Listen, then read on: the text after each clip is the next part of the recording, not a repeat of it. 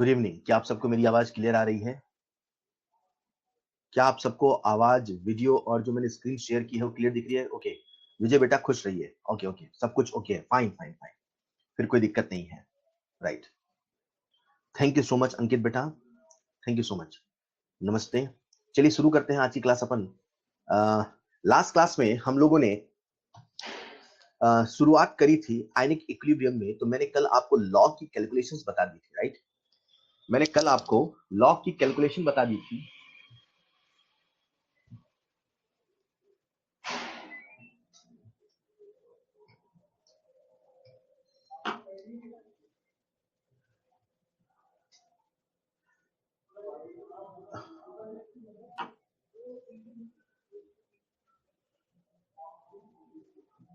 सुजीत बेटा उसे मैं लास्ट बताऊंगा आपको, है ना? आपको बताऊंगा लास्ट में, क्लास के लास्ट में। तो किसी बच्चे ने मुझसे डाउट पूछा है सर वो पॉइंट वाला लॉग बता दीजिए, तो लास्ट बताऊंगा मैं। अभी अपन आज क्लास स्टार्ट कर रहे हैं। राइट, तो जैसा मैंने कहा कि हम लोग लास्ट क्लास में, आप सबका ध्यान दीजिए और आपको सुनना पड़ेगा बहुत ध्यान से, ओके बच्चों? तो लास्ट क्लास में अपन ने लॉग की बात करी थी, उसी चीज को आगे बढ़ाते हैं। बढ़ने के पहले आप सबको मैं होमवर्क दे दूं। आपका सबसे पहला जो होमवर्क है बच्चों, वो है कि आपको आज का लेक्चर और कल का लेक्चर रिवाइज करना है। ठीक है? जिस सीक्वेंस में होमवर्क दिया जाए उसी सीक्वेंस में होमवर्क करेंगे। और आपको इसी बंद कर दीजिएगा। हाँ, तो इसी सीक्वेंस में होमवर्क करना है आपको। सबसे पहला होमवर्क रहेगा revise lecture 1 and lecture 2 of ionic. दूसरा होमवर्क रहेगा एक्सरसाइज 1 में से आपको 1 से लेकर 20 तक सवाल अटेम्प्ट करने हैं। और तीसरा बच्चों आपके सामने होमवर्क रहेगा लेक्चर 1 और लेक्चर 2 का आपको शॉर्ट नोट्स बनाना है। ओके, जैसा कि मैंने कल आप सबसे कहा था बच्चों कि हमें इस चैप्टर के लिए हर दिन का शॉर्ट नोट्स बनाना है। ये बहुत कारगर तरीका है, ये चैप्टर बिल्कुल आपके टिप्स पे होगा। ठीक है? तो उसके लिए मैंने आपसे कहा है कि आपको लेक्चर 1 और लेक्चर 2 का शॉर्ट नोट्स बनाना है। 1 2 3 ये जो होमवर्क है ये सभी बच्चों के लिए कंपलसरी है, आप सभी को करना है। चौथा जो होमवर्क है वो रिवीजन से, जो मैं आपको थोड़ा थोड़ा रिवीजन देता हूं तो रिवीजन से है। जो चौथा आपको होमवर्क दे रहा हूं मैं, वो केमिकल इक्विलिब्रियम आपको रिवाइज करना है, एक्सरसाइज 1। उसे आपको फिर से सॉल्व करना है, लेकिन सॉल्व कैसे करना है वो सुनिए। आप सबसे मैं कहता हूं कि बच्चों सॉल्यूशन कॉपी बनाइए, और मुझे उम्मीद है आप लोगों ने सॉल्यूशन कॉपी बना ली होगी। तो वो जो सॉल्यूशन कॉपी आपने बनाई है, जिसमें सभी सवालों के सॉल्यूशन आप लिख रहे होंगे, पूछ के, देख के, वीडियो सॉल्यूशन देख के, ई सॉल्यूशन ऐप में पूछ के, कहीं से भी करके, मेहनत करके एक एक सवाल का आपने सॉल्यूशन कॉपी में बनाया होगा। राइट, तो आपको क्या करना है, केमिकल इक्विलिब्रियम का एक्सरसाइज 1 का एक एक सवाल रिवाइज करना है। कैसे करना है सुनिएगा। मॉड्यूल में सवाल देखा, दिमाग में सोचा ऐसे ऐसे करेंगे, बन गया, ठीक नहीं बना तो सॉल्यूशन कॉपी। सवाल देखा, ऐसे ऐसे करेंगे, बन गया, ठीक नहीं बना, सॉल्यूशन कॉपी। सवाल देखा, बन गया, ठीक नहीं बना, सॉल्यूशन कॉपी। सवाल सॉल्यूशन क्लियर। आधे घंटे के अंदर एक्सरसाइज 1 रिवाइज होना चाहिए। आपको एक एक सवाल सॉल्व नहीं करना है, आपको एक एक सवाल अपने दिमाग से गुजारने हैं। अच्छा मैंने ऐसे किया था, मैंने ऐसे किया था, ऐसे ऐसे ऐसे किया था। ओके, तो ये जो चौथा होमवर्क है, आप अगर कर सके तो बहुत अच्छी बात है। नहीं करे, किसी बच्चे ने नहीं किया है, सॉल्यूशन कॉपी नहीं बनाया, बहुत सारे एक्सक्यूज होते हैं। देखो यार, मैं आपको एक तरीके से ढाल रहा हूं। अगर आपसे जितना कहा जाए आप 100% कर रहे हैं, आप निश्चिंत रहें 101%। बट अगर कोई बच्चा 1 2 3 करता है, फोर्थ नहीं कर पाता, तो फोर्थ मैंने कहा है ऑप्शनल है, लेकिन 1 2 3 कंपलसरी है, सभी बच्चों करना है किसी कीमत पे। ऑलराइट, तो ये रहेगा आपका नेक्स्ट क्लास का होमवर्क। चलिए शुरू करते हैं हमारी आज की क्लास। तो जैसा कि मैंने कहा बच्चों, जब हम इक्विलिब्रियम चैप्टर शुरू करेंगे, आयनिक इक्विलिब्रियम, तो कई सारे शब्दों का इस्तेमाल होगा, कई सारे टर्म्स का इस्तेमाल होगा। ये जो पहला टर्म है मोलैरिटी, मैंने आप सबसे पहले भी डिस्कस कर लिया है, लेकिन एक बार मैं बता देता हूं ताकि कोई बच्चा ये ना कहे हमें याद नहीं है। बच्चों, जो मोलैरिटी होता है, अभी फिलहाल उसका फॉर्मूला आपको याद करना है। जो मोलैरिटी होता है उसका फॉर्मूला होता है number of moles of solute upon volume of solution in litre, मतलब N/V। बस याद रखना है कि जो वॉल्यूम है वो लीटर में। ठीक है, उसी प्रकार से एक अगला टर्म जो इस चैप्टर में बहुत ज्यादा इस्तेमाल होगा, कैसे होगा मैं बताऊंगा, वो है नॉर्मेलिटी। नॉर्मेलिटी का फॉर्मूला होता है gram equivalent upon volume of solution in litre. मैंने इस पे बहुत सारी बात करी थी, आप सबको बताया था इन सब के बारे में। राइट, मोलैरिटी और नॉर्मेलिटी में एक रिलेशन भी होता है। नॉर्मेलिटी बराबर होता है मोलैरिटी इनटू एन फैक्टर। आप सबको ये तीनों फॉर्मूले याद होने चाहिए। मैंने ये सारी बातें पहले बता दी थी, फिर भी अगर किसी बच्चे को नहीं याद है तो मैं एक बार यहां लिख देता हूं, ताकि वो ये ना कहे कि सर मुझे नहीं पता है। Normality is equal to molarity into N factor होता है। कुछ बच्चों को इसे याद करने में दिक्कत आती है, कभी वो इधर m लिखते हैं तो कभी इधर n लिखते हैं, तो बहुत आसान है याद करना। आप सबको मेरा नाम तो याद ही होगा टी एन एम, उसमें से टी हटा दो, एन बराबर एम इंटू एन फैक्टर कर दो, लो आ गया नॉर्मेलिटी बराबर मोलैरिटी इंटू एन फैक्टर। तो याद रखना है कि नॉर्मेलिटी और मोलैरिटी में रिलेशन होता है। सर ये एन फैक्टर क्या होता है? देखो बच्चों, इस चैप्टर में हम लोग सबसे ज्यादा इस्तेमाल करेंगे एसिड और बेस का। बेस का एन फैक्टर उसकी बेसिसिटी होता है। एसिड का उल्टा बोल दिया मैंने, एसिड का एन फैक्टर उसका बेसिसिटी होता है और बेस का एन फैक्टर एसिडिटी। बेस के लिए एसिडिटी, एसिड के लिए बेसिसिटी, एन फैक्टर होता है। सर ये क्या होता है? जैसे कि एसिडिटी किसके लिए है? बेस के लिए। तो ये होता है maximum number of replaceable, maximum number of replaceable hydroxide ion. ठीक उसी प्रकार से बेसिसिटी जो एसिड के लिए इस्तेमाल होता है, उसका मतलब होता है maximum number of replaceable H plus ion. मुझे उम्मीद है आप सबको अच्छे से याद है। अगर मैं एन फैक्टर पूछूंगा तो आप मुझे फटाफट बताएंगे। बच्चों मुझे बताओ, आप सबको एन फैक्टर बताना है। मुझे बताओ HCl का एन फैक्टर कितना, कितने H प्लस आयन रिप्लेस हो सकते हैं? 1। इसकी बेसिसिटी कितनी? 1। बच्चों मुझे बताओ H2SO4 का एन फैक्टर कितना? 2। इसकी बेसिसिटी कितनी? 2। एसिड की बेसिसिटी बेस की एसिडिटी, राइट? H2SO4 की बेसिसिटी है 2। ठीक उसी प्रकार से मैंने आपसे पूछा H3PO4, इसकी बेसिसिटी कितनी है, इसका एन फैक्टर कितना है? And the correct answer is 3। मैंने आपसे पूछा H3PO3, इसका एन फैक्टर कितना है? And the correct answer is 2। जितने ऑक्सीजन दिख रहे हैं उससे एक कम कर दो, H3PO4, H3PO3, H3PO2 के लिए। ऐसा क्यों होता है? रीजन आपको इनऑर्गेनिक केमिस्ट्री में बताया जाता है। अभी तो आपको एन फैक्टर याद होना चाहिए, बात ये चल रही है। इन द सेम वे अगर हम बात करें H3BO3 की बच्चों, तो आप सब जानते हैं H3BO3 का एन फैक्टर कितना होता है? 1। ये सब कुछ कॉमन एग्जांपल है जो आप सबको याद होने चाहिए। किसी एसिड का बेसिसिटी, किसी बेस का एसिडिटी। ठीक उसी प्रकार से जब हम लोग चैप्टर में आगे बढ़ेंगे तो दो शब्द बहुत ज्यादा इस्तेमाल होते हैं, दो टर्म बहुत ज्यादा इस्तेमाल होते हैं। एक होता है मोनो एसिडिक बेस और एक होता है मोनो बेसिक एसिड। जैसे हमारे सामने कुछ एसिड ऐसे हैं जिनमें से केवल एक ही H प्लस आयन रिप्लेस हो सकता है। जब ये H प्लस आयन केवल एक रिप्लेस होता है, केवल एक, जब ये OH माइनस केवल एक रिप्लेस होता है, उसे हम लोग बोलते हैं मोनो। मतलब मोनो बोला है, इसका मतलब एक ही H प्लस आयन निकलेगा। मोनो बोला है मतलब एक ही H प्लस आयन निकलेगा। मोनो बोला है एक ही OH माइनस आयन निकलेगा। क्लियर? अब HCl क्या होता है? उसमें से H प्लस आयन रिलीज होकर रिएक्शन करता है OH माइनस आयन के साथ, तो हम लोग इसे बोलते हैं मोनो बेसिक एसिड। मतलब इसकी जो रिएक्शन करने की टेंडेंसी है वो एक बेस के साथ है। तो इसीलिए यहां पे टर्म इस्तेमाल होता है मोनो बेसिक एसिड और बेस के लिए इस्तेमाल होता है मोनो एसिडिक बेस। सरल भाषा में आपको याद रखना है, in simple language you have to keep in mind, whenever there is term mono acidic or mono basic, the thing which you have to keep in mind, mono का मतलब है एक H प्लस आयन या एक OH minus ion. In the same way डाई का मतलब है दो H प्लस आयन और दो OH माइनस आयन। मैंने कहा मोनो बेसिक एसिड, तो आपको समझ जाना है अच्छा ये ऐसा एसिड है जिसमें से केवल एक ही H प्लस आयन रिलीज होगा। बच्चों जब हम लोग आयनिक इक्विलिब्रियम पढ़ेंगे तो आयनिक इक्विलिब्रियम में आयन आएगा, जो आयन आएगा वो आयन इक्विलिब्रियम पे आएगा। मन में एक सवाल आता है, सर आयन इक्विलिब्रियम में आएगा, समझ में आता है। इक्विलिब्रियम क्या होता है वो तो अपन ने पूरा चैप्टर पढ़ा, इक्विलिब्रियम क्या होता है समझ में आता है कि आयन के बीच में इक्विलिब्रियम है तो आयनिक इक्विलिब्रियम है। बट द क्वेश्चन इज ये आयन आता कहां से है? कौन है जो आयन को लिबरेट करता है, जो आयन को रिलीज करता है? तो मैं आपको बता दूं, दुनिया में कुछ एक स्पेशल टाइप के सब्सटेंस होते हैं जिन्हें बोलते हैं इलेक्ट्रोलाइट्स। सर ये क्या होता है? इलेक्ट्रोलाइट्स आर दो substances which conduct electricity in molten और इन एक्वस स्टेट। मतलब दुनिया में कुछ ऐसे सब्सटेंस भी होते हैं जो मोल्टेन या एक्वस स्टेट में इलेक्ट्रिसिटी कंडक्ट कर सकते हैं। अच्छा क्यों कंडक्ट कर सकते हैं? क्योंकि वो जैसे ही मोल्टेन स्टेट में जाते हैं मतलब पिघली हुई स्टेट में, या जैसे ही एक्वस स्टेट में जाते हैं मतलब वाटर में जाते हैं, वो अपने फ्री आयंस में टूट जाते हैं। सवाल क्या था हमारे मन में, सर आखिर ये आयन कहां से आते हैं? बच्चों ये जो आयन है इलेक्ट्रोलाइट से आते हैं। सर ये इलेक्ट्रोलाइट क्या कहलाते हैं?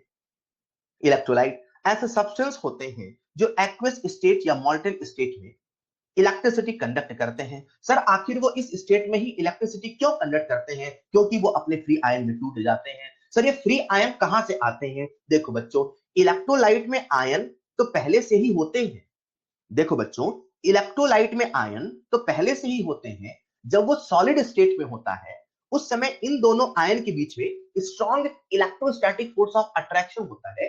दोनों आयंस फ्रीली मूव करने की कंडीशन में नहीं होते हैं, लेकिन जैसे ही आप उस सब्सटेंस को या तो मॉल्टन स्टेट में ले जाते हो या तो एक्वस स्टेट में ले जाते हो, तो ये उसके जो कॉन्स्टिट्यूएंट आयंस हैं उनमें टूट जाता है, उसमें से फ्री आयन आता है, और जैसे ही फ्री आयन आता है ना बच्चों, वैसे ही इलेक्ट्रिसिटी कंडक्ट होता है। आप सभी जानते हैं जो इलेक्ट्रिसिटी है that is flow of charge, मतलब चार्ज का होना और उनका फ्री होना, दोनों ही चीजें जरूरी हैं। तो इलेक्ट्रोलाइट ऐसे सब्सटेंस होते हैं जिनमें फ्री आयंस आते हैं और जैसे ही उनका मूवमेंट होता है इलेक्ट्रिसिटी कंडक्ट करता है। देखो बच्चों, मैंने आपके दिमाग में ये तो सेट कर दिया कि अच्छा, दुनिया में कुछ ऐसे सब्सटेंस भी हैं जिनसे इलेक्ट्रिसिटी कंडक्ट होता है, क्योंकि जैसे उनको पानी मिलाते हैं या मॉल्टन स्टेट रखते हैं उनसे आयंस आते हैं। स्वाभाविक सी बात है, इस चैप्टर में हम लोग मॉल्टन स्टेट की बात नहीं करेंगे। हम लोग आयंस जब पढ़ रहे होंगे तो मैं आपसे नहीं कहूंगा बेटा एक सॉल्यूशन है जो मॉल्टन फॉर्म में है, बताओ इसमें कितने H प्लस आयन है, कितने OH माइनस आयन है। नहीं, अपन मॉल्टन की बात नहीं कर रहे। ये जो हमारा आयनिक इक्विलिब्रियम है उसमें आयंस के बीच में जो इक्विलिब्रियम है उसमें जो आयंस आया है वो इलेक्ट्रोलाइट से आया है, और वो इसीलिए आया है जब हमने उसे पानी में मिलाया है। जाने अनजाने में हम जो आयनिक इक्विलिब्रियम पढ़ रहे हैं उसमें जो सॉल्वेंट लेके चल रहे हैं वो है वाटर। बच्चे के मन में सवाल आया, सर यार एक बात बताओ, इलेक्ट्रोलाइट को पानी में मिलाने से आयंस फ्री कैसे आया?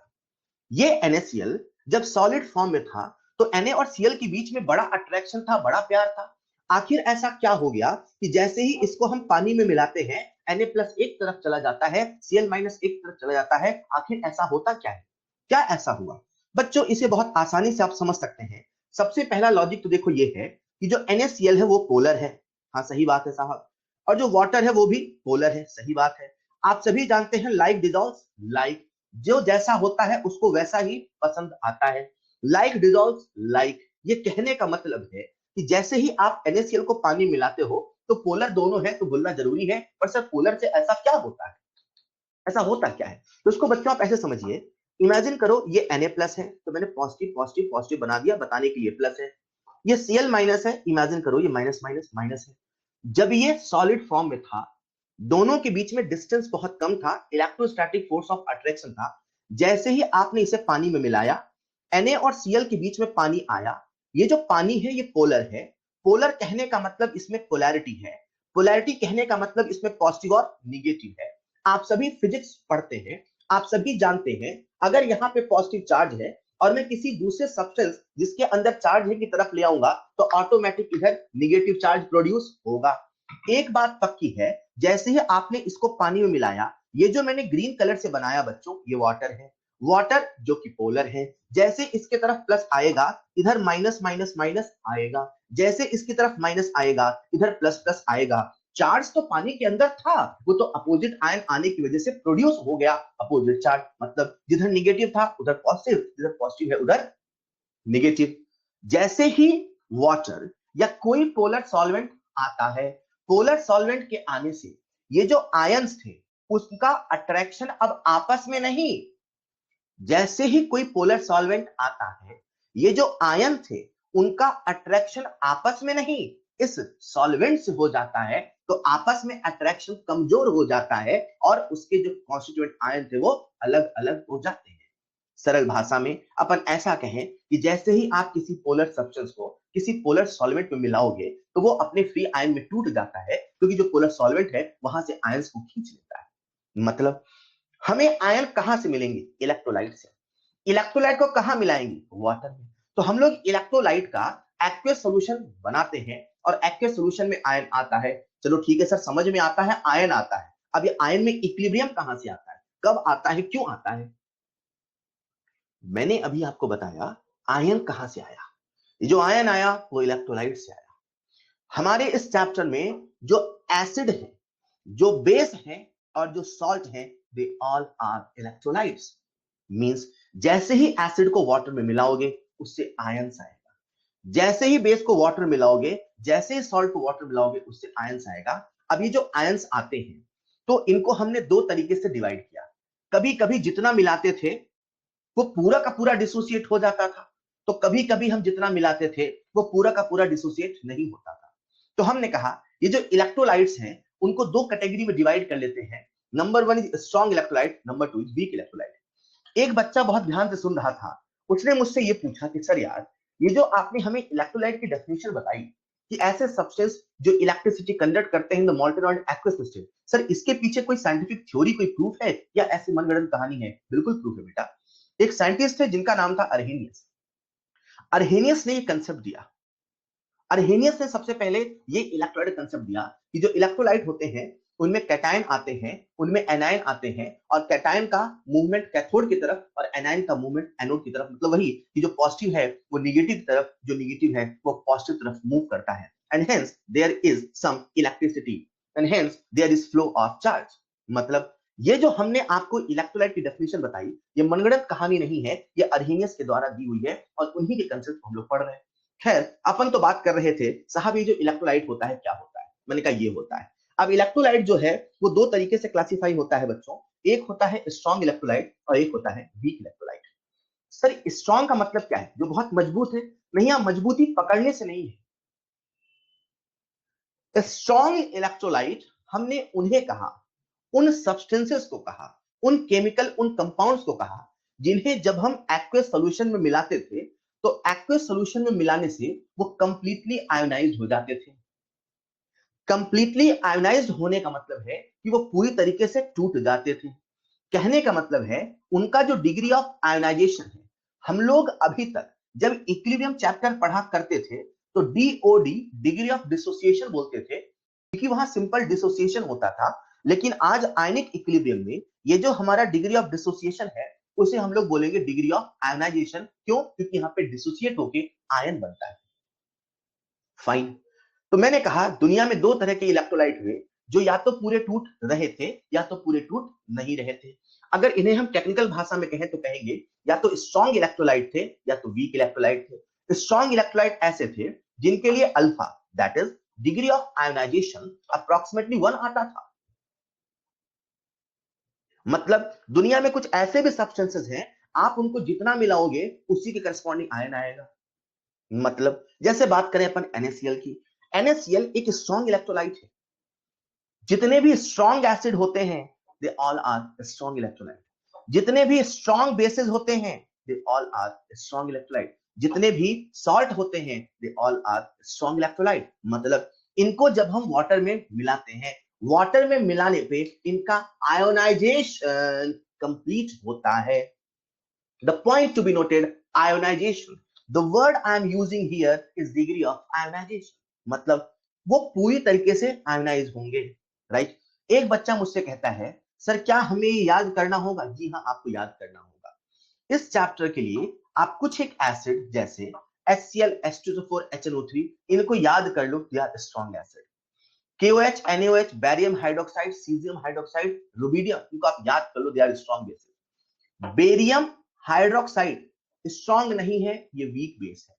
क्लियर? उसी प्रकार से जो कैल्शियम हाइड्रोक्साइड है, जो लिथियम हाइड्रोक्साइड है, इन्हें भी हम वीक बेस की कैटेगरी में रखते हैं। सर क्या हमें याद करना होगा? जी हाँ, आपको याद करना होगा। सर क्या इसका कोई लॉजिक नहीं? लॉजिक तो है पर वो हम नहीं पढ़ाएंगे, वो इनऑर्गेनिक और ऑर्गेनिक में पढ़ाया जाएगा। तो आज अभी कैसे काम करें? आज अभी आपको तो याद करना होगा, दो तीन एग्जांपल याद कर लो ताकि सारे सवाल अपन करें। लॉजिक जो है इसका वो इनऑर्गेनिक केमिस्ट्री और ऑर्गेनिक केमिस्ट्री में डिटेल में आता है। आपको याद दिलाऊं, GOC 1 में आप खूब पढ़ते। जितने भी स्ट्रॉन्ग एसिड हैं वो सब के सब स्ट्रॉन्ग इलेक्ट्रोलाइट हैं। ये कहने का मतलब है आप उनको जितना मिलाओगे उसमें से उतना ही टोटल आयन आएगा। द थिंग इज, जैसे मान लीजिए आपने NaCl लिया, राइट? अब NaCl के आपने 100 मॉलिक्यूल लिए। कितने मॉलिक्यूल लिए? 100 मॉलिक्यूल। तो 100 मॉलिक्यूल जैसे ही मिलाए उसमें से 100 Na+ आ गया और 100 Cl- आ गया। आप ये जान पाए जितना हमने मिलाया उसी के हिसाब से आयन आया। आप ये जान पाए क्योंकि आप जानते थे कि वो एक स्ट्रॉन्ग इलेक्ट्रोलाइट है। अच्छा, तो इलेक्ट्रोलाइट को अपन ने दो तरीके से कैटेगराइज किया। एक बोला स्ट्रॉन्ग इलेक्ट्रोलाइट, जितने भी स्ट्रॉन्ग एसिड थे, जितने भी स्ट्रॉन्ग बेस थे और जो सॉल्ट थे, उन्हें हमने स्ट्रॉन्ग इलेक्ट्रोलाइट बोला। देखो बच्चों, मैं आपको ये नहीं बता रहा हूं कि कैसे पहचानो, क्या क्या पहचानो, that is not part of ionic equilibrium. मैं तो आपको ये बता रहा हूं कि इलेक्ट्रोलाइट होते हैं, कुछ स्ट्रॉन्ग कुछ वीक होते हैं। जो स्ट्रॉन्ग होते हैं उनका अल्फा लगभग 1 होता है, और जो स्ट्रॉन्ग होते हैं उनमें इक्विलिब्रियम नहीं आता है, उनमें इक्विलिब्रियम नहीं आता है। हम लोग पढ़ रहे हैं आयनिक इक्विलिब्रियम। आयनिक इक्विलिब्रियम में जो आयंस के बीच में इक्विलिब्रियम आएगा, वो आयनिक इक्विलिब्रियम स्ट्रॉन्ग में नहीं आएगा, क्योंकि वो पूरा डिसोसिएट होता है। क्योंकि वो पूरा डिसोसिएट होता है।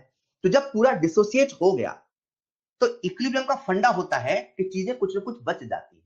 Reactant never complete, but strong की तो डेफिनेशन ही अपन ने बोली जो पूरा टूट जाए, तो इसमें इक्विलिब्रियम नहीं आता। ठीक है साहब। उसी प्रकार से अपने सामने नेक्स्ट कंसेप्ट है वीक इलेक्ट्रोलाइट का। वीक इलेक्ट्रोलाइट ऐसे इलेक्ट्रोलाइट होते हैं जिनका अल्फा बहुत कम होता है। मैंने अल्फा लेस देन 1 नहीं बोला, मैंने alpha very very less than 1 बोला। मतलब 1 से कम 0.98 है। 0.98 का मतलब है 98%। अगर किसी इलेक्ट्रोलाइट का अल्फा 98% है तो उसे आप वीक नहीं कहोगे, उसे आप स्ट्रॉन्ग कहोगे। अगर किसी इलेक्ट्रोलाइट का अल्फा 90% है, उसे आप वीक नहीं कहोगे, उसे आप स्ट्रॉन्ग कहोगे। अगर किसी इलेक्ट्रोलाइट का अल्फा 85, 88, 90% है, तो उसे आप वीक नहीं, उसे आप स्ट्रॉन्ग ही कहोगे। बच्चों याद रखना, वीक इलेक्ट्रोलाइट का अल्फा लेस देन 1 नहीं होता, वेरी वेरी लेस देन 1 होता है। मतलब 0.001, 0.00001, ये होता है वीक इलेक्ट्रोलाइट का अल्फा। टूटना ही नहीं चाहता है भाई, टूटना ही नहीं चाहता है। सो वीक इलेक्ट्रोलाइट ऐसे इलेक्ट्रोलाइट होते हैं जिनके लिए अल्फा बहुत कम होता है। अच्छा, दुनिया में कुछ ऐसे भी इलेक्ट्रोलाइट होते हैं जिनका डिसोसिएशन आयनाइजेशन नहीं होता, जो अपने आयंस में आना ही नहीं चाहते, जो टूटना ही नहीं चाहते, उन्हें हम कहते हैं वीक इलेक्ट्रोलाइट। मजे की बात है, जो वीक एसिड्स हैं, जो वीक बेसिस हैं, they all are an example of weak electrolyte. मैं फिर यहां कहूंगा, मैं आपको ये नहीं सिखा रहा हूं कैसे पता करो कौन वीक है कौन स्ट्रॉन्ग है। That is not the part of our syllabus ionic equilibrium, वो है पार्ट इनऑर्गेनिक केमिस्ट्री का, ऑर्गेनिक केमिस्ट्री का। मैं आपसे कह रहा हूं बच्चों, जो वीक एसिड होता है, जो वीक बेस होता है, वो एक वीक इलेक्ट्रोलाइट का एग्जांपल है। तो आपको याद करके चलना है, NH4OH एक वीक बेस है। जो ये डी ब्लॉक के हाइड्रोक्साइड है, ये भी वीक बेस में है। जो एल्युमिनियम का हाइड्रोक्साइड है, ये भी वीक बेस में है, आपको दिमाग में रखना है। HCl acetic acid, formic acid, H2CO3, H3PO3, H3PO2, H3BO3, they all are weak acid. सबसे कॉमन ये दोनों तो आपको याद रखने हैं। जी हां, आपको अभी फिलहाल इस चैप्टर के लिए याद रखने हैं। बच्चे मुझसे पूछते हैं सर कैसे पता चला आपको वीक है? पता नहीं, याद करो भैया, याद करो अभी फिलहाल कैसे पता चला, वो बात की बात। तब मैं सवाल दूंगा, एक एसिड है एक बेस है, दोनों को मिला दो, आप सोच रहे हो यार एसिड वीक है कि स्ट्रॉन्ग है, कौन सा केस लगाए? तो इनको तो याद करो एटलीस्ट, राइट। तो अपन पढ़ रहे हैं आयनिक इक्विलिब्रियम। सवाल है आयन कहां से आएगा? सारे इलेक्ट्रोलाइट से आएगा। अब इलेक्ट्रोलाइट दो प्रकार का होता है, या तो स्ट्रॉन्ग या तो वीक होता है। बच्चे के मन में यहाँ पे डाउट आता है। डाउट ये है, सर जैसे आपने कहा ये वीक इलेक्ट्रोलाइट है, आपने कहा स्ट्रॉन्ग है, ठीक है समझ में आता है सर, ऐसा होता है, चलो याद भी कर लेंगे। जब वीक इलेक्ट्रोलाइट पूरा डिसोसिएट नहीं हुआ, मतलब अगर हम बात करें एसिटिक एसिड की, तो जो एसिटिक एसिड है, अगर आपने उसका 100 मॉलिक्यूल मिलाया पानी में, जैसे ही 100 मॉलिक्यूल मिलाया, तो एसिटिक एसिड एक इलेक्ट्रोलाइट है, क्योंकि इसके अंदर पॉजिटिव और निगेटिव है, क्योंकि ये पोलर है। जैसे ही आप इसे पानी में मिलाते हो, तो पानी में मिलाने से जितने एसिटिक एसिड मिलाए थे उतने एसिटेट आयन नहीं आए, उतने H+ आयन नहीं आए, क्योंकि भाई ये टूटना ही नहीं चाहता है, इसका आयनाइजेशन डिग्री ऑफ फ्रीडम बहुत कम है। और जो इलेक्ट्रोलाइट वीक होते हैं बच्चों, उन्हीं में इक्विलिब्रियम आता है। जाने अनजाने में जब हम आयनिक इक्विलिब्रियम पढ़ रहे हैं, तो आपको दिमाग में रखना है, अच्छा मतलब ऐसे आयंस में इक्विलिब्रियम आएगा जो वीक इलेक्ट्रोलाइट से आएगा, वीक एसिड में इक्विलिब्रियम आएगा। मतलब अगर हम रिएक्शन लिखेंगे तो ऐसे लिखेंगे, HCl से बना H++Cl-, HCl is in equilibrium with H+Cl- नहीं लिखेंगे। लेकिन जब हम एसिटिक एसिड लिखेंगे तो CH3COH is in equilibrium with CH3CO minus plus H plus लिखेंगे, क्योंकि इसमें इक्विलिब्रियम आएगा, हम सिंगल एरो बना के नहीं लिखेंगे। जो स्ट्रॉन्ग इलेक्ट्रोलाइट है उनमें इक्विलिब्रियम नहीं आता, लेकिन जो वीक इलेक्ट्रोलाइट है उनमें इक्विलिब्रियम आता है। देखो बच्चों, हम लोग पढ़ रहे हैं आयनिक इक्विलिब्रियम, उसमें भी पढ़ रहे हैं equilibrium in aqueous solution, equilibrium in aqueous solution. ये सारी बातें जो मैंने आपसे करी, ये सारी बातें जो स्ट्रॉन्ग और वीक की मैंने आपसे करी, ये तब तक सच है, ये तब तक वैलिड है जब तक सॉल्वेंट वाटर है। अगर कभी सॉल्वेंट बदल जाएगा तो ये जो स्ट्रेंथ स्ट्रॉन्ग और वीक का कंसेप्ट बताया ये भी बदल जाता है। अच्छा कैसे? एक एग्जांपल समझाता हूं। HCl H2SO4 ये स्ट्रॉन्ग एसिड है वाटर में, लेकिन जब इन्हीं एसिड को हम एसिटिक एसिड में लेते हैं तो अब ये स्ट्रॉन्ग नहीं, अब ये वीक बन जाते हैं। मतलब ये जो आपको मैंने या हमारे जो सिलेबस में केस बताया जा रहा, बेटा ये स्ट्रॉन्ग एसिड है, बेटा ये स्ट्रॉन्ग बेस है, बेटा ये वीक है, ये सारी बातें तब तक सच है जब तक सॉल्वेंट बोलो बोलो जब तक सॉल्वेंट वाटर है। अगर आप सॉल्वेंट बदलेंगे तो ये जो स्ट्रेंथ का नजरिया है वो भी बदलेगा। अपन तो आयनिक इक्विलिब्रियम पढ़ रहे हैं, उसमें जो सॉल्यूशन लेके चल रहे हैं वो एक्वस सॉल्यूशन है। क्लियर? हम क्या पढ़ रहे हैं पहले ये दिमाग में क्लियर हो। हाँ ठीक है, ये एक्वस सॉल्यूशन है। एक बच्चा बड़े ध्यान से सारी बातें सुन रहा था, उसने मुझसे कहा सर मतलब आप हमें ये कह रहे हो कि इलेक्ट्रोलाइट से आयन आएगा और हम लोग आयनिक इक्विलिब्रियम पढ़ रहे हैं, मतलब जो हम लोग इलेक्ट्रोलाइट लेंगे उसको पानी मिलाएंगे और जो इलेक्ट्रोलाइट लेंगे वो वीक ही लेंगे तभी तो इक्विलिब्रियम आएगा। मैंने कहा सही बात है। सर यार ये जो वीक इलेक्ट्रोलाइट है उसका तो अल्फा कम है। मैंने कहा सही बात है। सर क्या ऐसा कोई तरीका नहीं होता कि उसका अल्फा बदलना? मैंने कहा बिल्कुल बदल सकते हैं। पहले मैंने उससे पूछा आप अल्फा बदलना क्यों चाहते हो? बोले सर जब अल्फा ज्यादा होगा तभी तो ज्यादा आयन आएगा, जब अल्फा होगा ही नहीं तो आयन कहां से आएगा? मैंने कहा बात तो सही है। मतलब अपने को समझना ये पड़ेगा कि आखिर ऐसे कितने फैक्टर्स हैं जिनके बदलने से अल्फा बदलता है। What is alpha? Right over here, alpha is degree of ionization. बोल चाल की भाषा में प्रायः बोलने में degree of ionization, degree of dissociation बोला जाता है, लेकिन आपको याद रहे यहां जो मैं टर्म इस्तेमाल कर रहा हूं वो डिग्री ऑफ आयोनाइजेशन की बात कर रहा हूं। ऐसे कितने फैक्टर्स हैं जिनसे किसी वीक इलेक्ट्रोलाइट का हम डिग्री ऑफ आयोनाइजेशन कंट्रोल कर सकते हैं, समझ सकते हैं। तो मैंने कहा देखो एक तो सबसे पहला तो खुद इलेक्ट्रोलाइट है। जो स्ट्रॉन्ग इलेक्ट्रोलाइट होगा उनका अल्फा लगभग 100% होगा, जो वीक इलेक्ट्रोलाइट है उनका अल्फा लेस देन 100% होगा, वेरी वेरी लेस देन 1 होगा। मैंने कहा सही बात है। मतलब इलेक्ट्रोलाइट्स का नेचर होता है आयंस के बीच के बॉन्डिंग होती है, कौन टूटना चाह रहा कौन टूटना नहीं चाह रहा, ये उनके बीच की बॉन्डिंग है। एग्जैक्टली तो इलेक्ट्रोलाइट का अपना एक नेचर होता है। पर सर इलेक्ट्रोलाइट के अलावा भी कुछ और फैक्टर है? बिल्कुल है। मैंने पूछा बेटा एक बात बताओ, जब हम इलेक्ट्रोलाइट को पानी मिलाते होता क्या? बोले सर डिसोसिएशन होता है। मैंने कहा जो डिसोसिएशन है वो टूटना है कि जुड़ना है? टूटना। तोड़ने के लिए एनर्जी देनी पड़ती है कि रिलीज होती है? देनी पड़ती है। जब एनर्जी देनी पड़ती है वो एंडो है कि एक्सो है? एंडो। मतलब आप एक चीज को तो मानते हो, जो ये आयोनाइजेशन है, जो ये डिसोसिएशन है वो एक एंडोथर्मिक प्रोसेस है। हेलो, जो ये आयोनाइजेशन है, जो ये डिसोसिएशन है वो एक एंडोथर्मिक प्रोसेस है। और अगर एंडोथर्मिक प्रोसेस है तो टेम्परेचर के बढ़ाने से, अगर एंडोथर्मिक प्रोसेस है तो टेम्परेचर के बढ़ाने से, अगर एंडोथर्मिक प्रोसेस है तो टेम्परेचर के बढ़ाने से रिएक्शन फॉरवर्ड शिफ्ट हो जाएगा। कहने का तात्पर्य है कि अगर एक इलेक्ट्रोलाइट ए बी है, इसका डिसोसिएशन होके ए प्लस बी माइनस हो रहा है, अगर मैं टेम्परेचर बढ़ाऊंगा तो रिएक्शन कहां शिफ्ट हो जाएगी? फॉरवर्ड डायरेक्शन में। ये कहना जायज है कि नहीं? बिल्कुल जायज है। हाँ, जब हम आयनिक इक्विलिब्रियम पढ़ रहे होंगे तो ऐसे नहीं पढ़ रहे हैं कि पहले हमारे पास एक सोल्यूशन था 25 डिग्री सेल्सियस पे, फिर अगला जो सोल्यूशन है उसको 100 पे ले लिया, फिर अगले को इसी में सोल्यूशन में 150 पे ले लिया, बताओ कितने आयन होंगे? नहीं, ऐसा नहीं पढ़ रहे। बस आपको कंसेप्ट रखना है कि टेम्परेचर के बदलने से भी अल्फा बदल जाता है। राइट? जैसा मैं कुछ देर पहले आपसे कह रहा था कि जो ये इलेक्ट्रोलाइट है पोलर नेचर के होते हैं, तो आपने उसको किस सॉल्वेंट मिलाया ये भी डिसाइड करेगा। मान लो आपने इलेक्ट्रोलाइट को नॉन पोलर मिलाया, जब नॉन पोलर में मिलाओगे तो टूटना ही नहीं चाहेगा। एक बात तो पक्की है कि जैसे ही हम इलेक्ट्रोलाइट को कहां मिलाएंगे? पोलर में, तभी टूटेगा।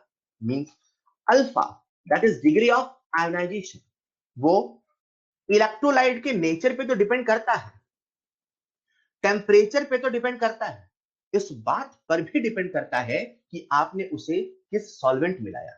मैं आपको एक एग्जांपल के माध्यम से बताता हूं। हमारे सामने 4 कंटेनर हैं, पहले में भरा है पानी, दूसरे में भरा है हैवी वाटर, तीसरे में भरा है बेंजीन, चौथे में भरा है CCl4। सभी सॉल्वेंट का एक खासियत होता है, एक प्रॉपर्टी होता है, दैट इज डाइलेक्ट्रिक कांस्टेंट। ये जो डाइलेक्ट्रिक कांस्टेंट है, ये किसी सॉल्वेंट के पोलर नेचर को बताता है। मतलब जिसका म्यू जितना ज्यादा, जिसका म्यू जितना ज्यादा, उसका पोलर नेचर उतना ज्यादा। आप सभी इन चारों सॉल्वेंट को देख के समझ जाओगे कि जो वाटर है उसका म्यू सबसे ज्यादा। वाटर का म्यू सबसे ज्यादा मतलब जो पोलर सॉल्वेंट आपने मिलाया है उसका डिसोसिएशन होगा पानी में सबसे ज्यादा। तो अपन ने यहां पे एक रूल बना लिया कि अगर सॉल्वेंट का mu, mu that is dielectric constant, जितना ज्यादा होगा उसमें डिग्री ऑफ आयोनाइजेशन उतना ज्यादा होगा। जैसे सबसे ज्यादा म्यू किसका है? वाटर का। सबसे कम किसका है? CCl4 का। आप सभी जानते हैं जो CCl4 है उसका म्यू कैंसल आउट हो जाता है, मतलब इसका जो पोलर नेचर है ना बाकी सबसे बहुत कम है, which is comparatively non polar. तो CCl4 का जो म्यू है वो कैंसल, मतलब इसका जो पोलर नेचर है बहुत कम है। तो आप देख रहे हैं इसका जो डाइलेक्ट्रिक कांस्टेंट है वो कितना है? 0। मतलब सॉल्वेंट जितना पोलर होगा, हेलो हेलो हेलो, सॉल्वेंट जितना पोलर होगा आयोनाइजेशन उतना ज्यादा होगा। सर पोलर हमें कैसे पता चलेगा? डाइलेक्ट्रिक कांस्टेंट से। तो आपको याद रखना है कि जो वाटर होता है उसका डाइलेक्ट्रिक कांस्टेंट सबसे ज्यादा होता है, तभी तो हर चीज पानी में घुल जाती है। नहाना है तो पानी, खाना है तो पानी, कपड़े धुलना है तो पानी, बर्तन धुलना है तो पानी, अरे गाड़ी धुलना है तो पानी, हर चीज के लिए पानी पानी पानी। क्योंकि पानी के अंदर खासियत है हर चीज को अपने रंग में रंगने की, हर चीज को घोलने की, क्योंकि वाटर का डाइलेक्ट्रिक कांस्टेंट सबसे ज्यादा है। खैर, हम लोग तो पढ़ रहे हैं आयनिक इक्विलिब्रियम, उसमें हम लेके चल ही रहे पानी। अब पानी ही लेके चले हैं तो और कितना घुलेगा। मतलब सॉल्वेंट का केस भी हम नहीं बदलने वाले हैं। इलेक्ट्रोलाइट एक स्ट्रॉन्ग है वीक नहीं करने वाले हैं। हम लोग जो आयनिक इक्विलिब्रियम पढ़ रहे हैं उसमें टेम्परेचर नहीं बदलने वाले हैं। सर आखिर ऐसा कोई और फैक्टर है जिसके बदलने से अल्फा बदलता है? बिल्कुल बदलता है। And the next factor is dilution. Dilution, dilution करने से भी अल्फा बदलता। अच्छा सर डाइल्यूशन होता क्या है पहले तो ये बता दो। सर डाइल्यूशन है क्या? What is this dilution? मैंने कहा डाइल्यूशन करने से भी अल्फा बदलता है। सर डाइल्यूशन है क्या? सुनो ध्यान से। डाइल्यूशन का मतलब होता है सॉल्वेंट का एडिशन। अच्छा, सॉल्वेंट हमारे लिए है पानी, तो डाइल्यूशन का मतलब है पानी मिलाना। सपनों में नहीं, सॉल्यूशन में। सॉल्यूशन था उसमें इलेक्ट्रोलाइट था, आपने और पानी मिलाया। इमेजिन करो पहले सॉल्यूशन था, पानी मिलाते गए, पानी मिलाते गए, मिलाते गए, मिलाते गए, इतना हो गया तो वॉल्यूम बढ़ गया। मैंने कहा इसका डाइल्यूशन हो गया, डाइल्यूट हो गया। नहीं बोलते अरे तो डाइल्यूट है यार, मतलब पानी बहुत ज्यादा, मतलब सॉल्वेंट बहुत ज्यादा। जब सॉल्वेंट एक्सेस में होता है, जब सॉल्वेंट एक्सेस में होता है और सॉल्यूट वेरी वेरी लेस होता है, हम कहते हैं डाइल्यूशन हो गया। ठीक है, तो सर आप कहना चाहते हो एक वीक इलेक्ट्रोलाइट, सुनो सुनो सुनो, ये मान लो मेरे पास एक वाटर है। क्या है ये? वाटर है। वाटर है, हमने इसमें इलेक्ट्रोलाइट मिलाया और वीक मिलाया। कौन सा इलेक्ट्रोलाइट मिलाया बच्चों? वीक। तो वीक है तो पूरा टूटेगा नहीं, उसका अल्फा क्योंकि बहुत कम है। तो मैं आपसे ये कहना चाहता हूं जैसे इसमें पानी मिलाते जाओगे, जैसे इसमें सॉल्वेंट मिलाते जाओगे, इसका वॉल्यूम बढ़ता जाएगा, वो जो अंदर इलेक्ट्रोलाइट था ना वो भी टूटता जाएगा। ऐसा कैसे सर? मनमानी है कि कुछ प्रूफ है? बिल्कुल प्रूफ है, आपको प्रूफ देता हूं। और वो प्रूफ जो हम पढ़ने वाले हैं उसका नाम है ओस्टवाल्ड डाइल्यूशन लॉ। इन्होंने कहा मान लीजिए हमारे सामने एक इलेक्ट्रोलाइट है AB, इसको हमने पानी में मिलाया, पानी में मिलाते ही इसका फेज हो गया एक्वस। सर ये नहीं समझ में आया। मैंने बच्चों आपको पहले ही फेज और फिजिकल स्टेट में अंतर बताया, बोलो बताया। बच्चों मैंने आपको पहले ही फेज और फिजिकल स्टेट में अंतर बताया। मैंने आपसे कहा था नमक जिसका फिजिकल स्टेट सॉलिड था वो सॉलिड ही रहेगा, लेकिन जैसे ही नमक को पानी में मिला दिया, जैसे ही नमक को पानी मिला के सोल्यूशन बना दिया, किसी ने मुझसे पूछा नमक का फेज क्या है, मैं कहूंगा एक्वस फेज है, मैं कहूंगा लिक्विड फेज है। जो नजर आया उसका फेज है। इलेक्ट्रोलाइट जो पहले सॉलिड था, जैसे हमने पानी में मिलाया उसका फेज एक्वस आया। ये इलेक्ट्रोलाइट क्योंकि वीक है धीरे धीरे टूटेगा। चलो भाई ए प्लस बना ले, बी माइनस बना ले, एक्वस एक्वस। पर क्योंकि ये वीक है तो रिएक्शन फॉरवर्ड जाएगी, इसका कंसंट्रेशन बढ़ता जाएगा, बैकवर्ड भी आएगी। इसमें एक समय ऐसा आएगा जब इक्विलिब्रियम आएगा। हाँ, वीक में ही इक्विलिब्रियम आता है, स्ट्रॉन्ग में नहीं आता बच्चों। ठीक है साहब। तो मान लेते हैं t इक्वल टू 0 पे इसकी कंसंट्रेशन थी सी। ठीक है, समय बीतेगा ये टूटेगा, थोड़ा बहुत तो टूटेगा टूटेगा। सी लेके चले थे उसमें से कुछ टूट गया, सी लेके चले थे उसमें से कुछ टूट गया। हमने सोचा कितना टूट गया, बचपन की बातें सर ने हमें अल्फा पढ़ाया था, याद किया? अरे बच्चों आपको बताया था अल्फा बराबर concentration dissociated upon concentration taken, याद आया? मैंने बच्चों आपको एक फॉर्मूला बताया था, अल्फा बराबर concentration dissociated upon concentration taken. इस फॉर्मूले से हम समझ गए कितना टूटा। सर कितना टूटा? अल्फा इंटू कितना लिया, कितना टूटा? अल्फा इंटू कितना लिया। तो सी लेके चल रहे थे, कुछ टूट गया, किसी ने मुझसे पूछा कितना टूट गया, तो मैंने कहा अल्फा इंटू कितना लिया। हेलो, इसे हम बोलचाल की भाषा में आसान बनाने के लिए सी अल्फा लिख देते हैं, चलेगा साहब चलेगा। तो सी लेके चल रहे थे उसमें से सी अल्फा चला गया, सी अल्फा आ गया, सी अल्फा आ गया, आ गया बच्चों, इक्विलिब्रियम आ गया। जब कभी किसी के जीवन में इक्विलिब्रियम आता है, इक्विलिब्रियम पे इक्विलिब्रियम कांस्टेंट का एक्सप्रेशन लिखा जाता है, इसका जो के का एक्सप्रेशन होगा वो क्या होगा? बोलो बोलो जहां बैठे हो, concentration of K plus into concentration of B minus upon concentration of A B. सही बात है, सभी वैल्यूज को पुट कर दे, कर दो साहब। सी स्क्वायर अल्फा स्क्वायर अपॉन सी माइनस सी अल्फा, चलेगा चलेगा। एक सी से एक सी कट जाएगा, एक सी से एक सी कट जाएगा, C alpha square upon 1 minus alpha आएगा। ओ स्टुअर्ट साहब ने कहा क्योंकि ये वीक इलेक्ट्रोलाइट है इसके जीवन में इक्विलिब्रियम आएगा, इक्विलिब्रियम कांस्टेंट का एक्सप्रेशन लिखा जाएगा, के बराबर C alpha square upon 1 minus alpha आया। बच्चों ये स्ट्रांग है कि वीक है?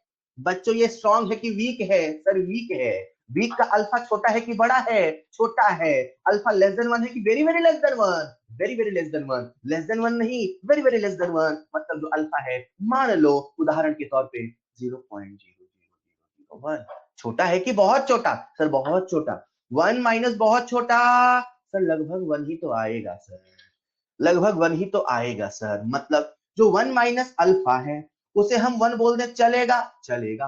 के बराबर सी अल्फा स्क्वायर मतलब अल्फा बराबर अंडर रूट के बाई सी आ जाएगा, चलेगा बोलो।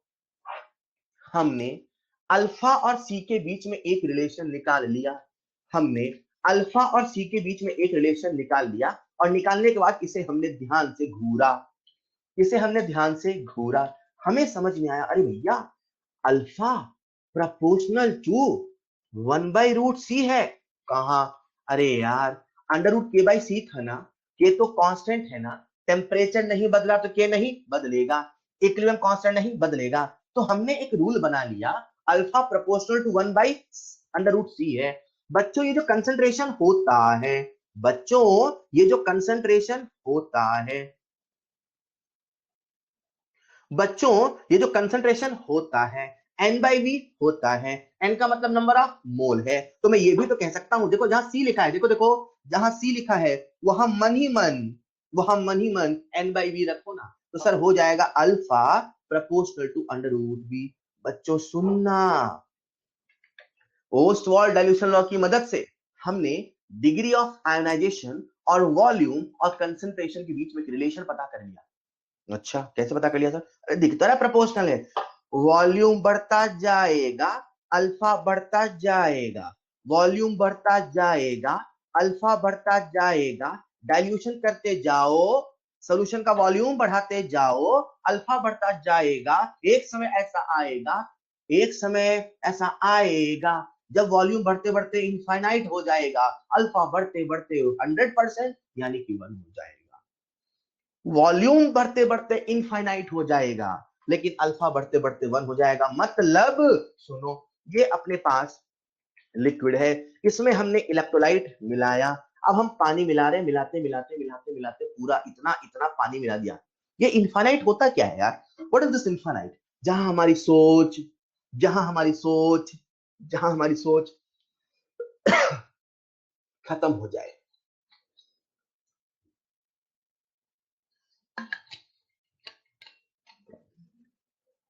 मैंने कहा इतने में 1 मोल इलेक्ट्रोलाइट का मिलाया, पानी मिलाते मिलाते 1000 लीटर कर दिया। 1000 इन्फानाइट नहीं, आपने सोच लिया तो इन्फानाइट नहीं। 10,000 लीटर कर दिया, सोच लिया तो इन्फानाइट नहीं। 1 लाख लीटर कर दिया, सोच लिया तो इन्फानाइट नहीं। जहां तक नहीं सोचा उसके बाद इन्फानाइट शुरू होता है। अब ये मत कहना सर हमने 10 लीटर ही सोचा, सोच छोटी नहीं होनी चाहिए।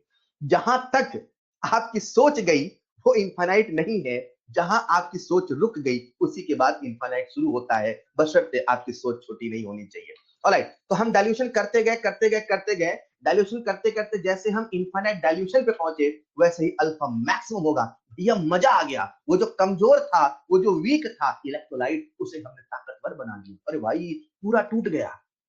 मतलब जितना आप इलेक्ट्रोलाइट लेके चल रहे थे, वीक था, टूटने का नाम नहीं ले रहा था। पानी मिलाते गए पानी मिलाते गए पानी मिलाते गए, अल्फा 1 हो गया। हमने यहां से कंक्लूजन निकाल लिया। जब गैसियस इक्विलिब्रियम पढ़ते थे बच्चों बच्चों बच्चों, हमने यहां से कंक्लूजन निकाल लिया। कंक्लूजन, जब गैसियस इक्विलिब्रियम पढ़ते थे तब सर हम alpha degree of dissociation proportional to V की power delta NG upon NP पढ़ते थे। याद आया? आज हम आयनिक इक्विलिब्रियम पढ़ रहे हैं। यहां पे alpha proportional to under root V आया, यहां पे पर alpha proportional to under root B आया, यहां पे अल्फा प्रोपोर्शनल टू 1/√c आया। बच्चों अगर आपको समझ में आया तो मैंने आपके सामने एक सवाल चमकाया। देखो देखो आंसर देंगे जल्दी से। आप सबके सामने एक सवाल है, जल्दी से आंसर देंगे। More than 1 correct answer possible है। बच्चों ये जो ओस्टवाल डाइल्यूशन लॉ है जिसकी मदद से हम अल्फा को बढ़ाते हैं, ये केवल केवल केवल उन्हीं इलेक्ट्रोलाइट्स पे लगता है जो वीक कहलाते हैं। HCl एक वीक एसिड है, NH4OH एक वीक बेस है, HCl एक स्ट्रॉन्ग एसिड है, KOH एक स्ट्रॉन्ग बेस है। Weak acid weak base weak electrolyte, strong acid strong base strong electrolyte. जो ओस्वाल्ड डाइल्यूशन लॉ है, ये जो वॉल्यूम बढ़ा के अल्फा को बढ़ाने की बात है, ये वीक के लिए। सर स्ट्रॉन्ग के लिए क्यों नहीं? क्योंकि स्ट्रॉन्ग का अल्फा पहले से बना है यार। स्ट्रॉन्ग तो पहले से टूटा है ना यार, जब टूटा तो उसको और क्या तोड़ोगे? जब टूटा है तो और क्या तोड़ोगे बच्चे? तो आपसे सवाल पूछा है which of the following electrolyte does not depend on dilution. इनमें से कौन डाइल्यूशन पे डिपेंड नहीं करता है? मतलब किसका अल्फा नहीं बदलेगा, मतलब किसका अल्फा कांस्टेंट है? सर जिसका पहले से ही मैक्सिमम होगा। बोले तो option number 3 and 4। Option number 3 and 4।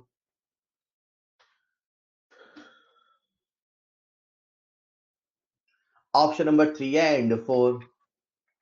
एक बच्चा वहां लिख रहा है सर इसका ग्राफ भी है। जबरदस्ती आपको नहीं बता रहे तो काहे को उसमें? सर इसका वो भी है ये भी है। एक बच्चा मेरे पास, मतलब यार ये क्या बताऊं मैं आपको। ब्लाइंडली जितना कहा जाए करिए, जो जो कहा जाए वही करने को करिए, ना उससे ज्यादा ना उससे कम। हमारे एग्जाम में मैं फिर से आपको सक्सेस का रूल बताता हूं। एक ही चीज को एक ही जगह से 100 बार पढ़िए, बस दिमाग में इसको सेट करिए। बार बार बारंबार एक ही चीज की प्रैक्टिस करिए। हमें हमारे एग्जाम में परफेक्शन चाहिए। ऑलराइट, तो आपके सामने सवाल था, आप सभी समझ गए कि भैया ऐसा हमें सोचना है कि इनमें से कौन है जो डायल्यूशन डिपेंड नहीं करता, स्ट्रॉन्ग बताना था। सिंपल सी बात है। अगर आप समझ गए, आप सबके सामने स्क्रीन पे है अगला सवाल।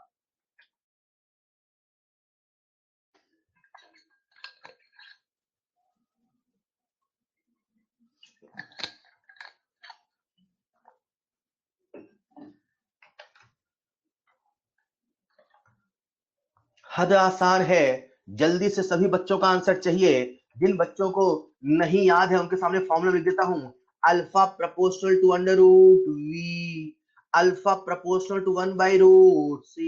दो फॉर्मूले हैं, फॉर्मूला लगाओ, आंसर पाओ, खुशी के गीत गाओ।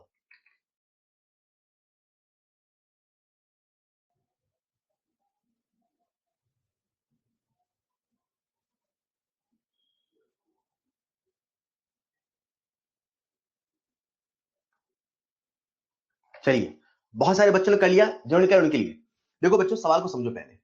Find the volume of water added to 300 ml 0.2 molar CH3COH solution. मतलब अपने पास पहले वॉल्यूम दे रखा है, मैं दोबारा रिपीट नहीं करूंगा, जिन बच्चों से नहीं बना उनका ध्यान चाहिए। I will not repeat again, listen carefully बच्चों, प्लीज सॉल्व करना छोड़ दें।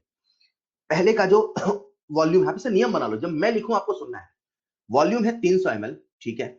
शुरू का हमें कंसंट्रेशन दे रखा है 0.2 मोलर, ठीक है। शुरू का अल्फा मान लीजिए अल्फा 1 है। आप सब जानते हैं जो एसिटिक एसिड है वो एक वीक एसिड है, वीक इलेक्ट्रोलाइट है। मतलब जब हम इसमें वॉल्यूम को चेंज करेंगे तो भैया इसका अल्फा तो बदलेगा। मतलब अगर पहले अल्फा 1 था तो बात पक्की है कि बाद में अल्फा 2 होगा।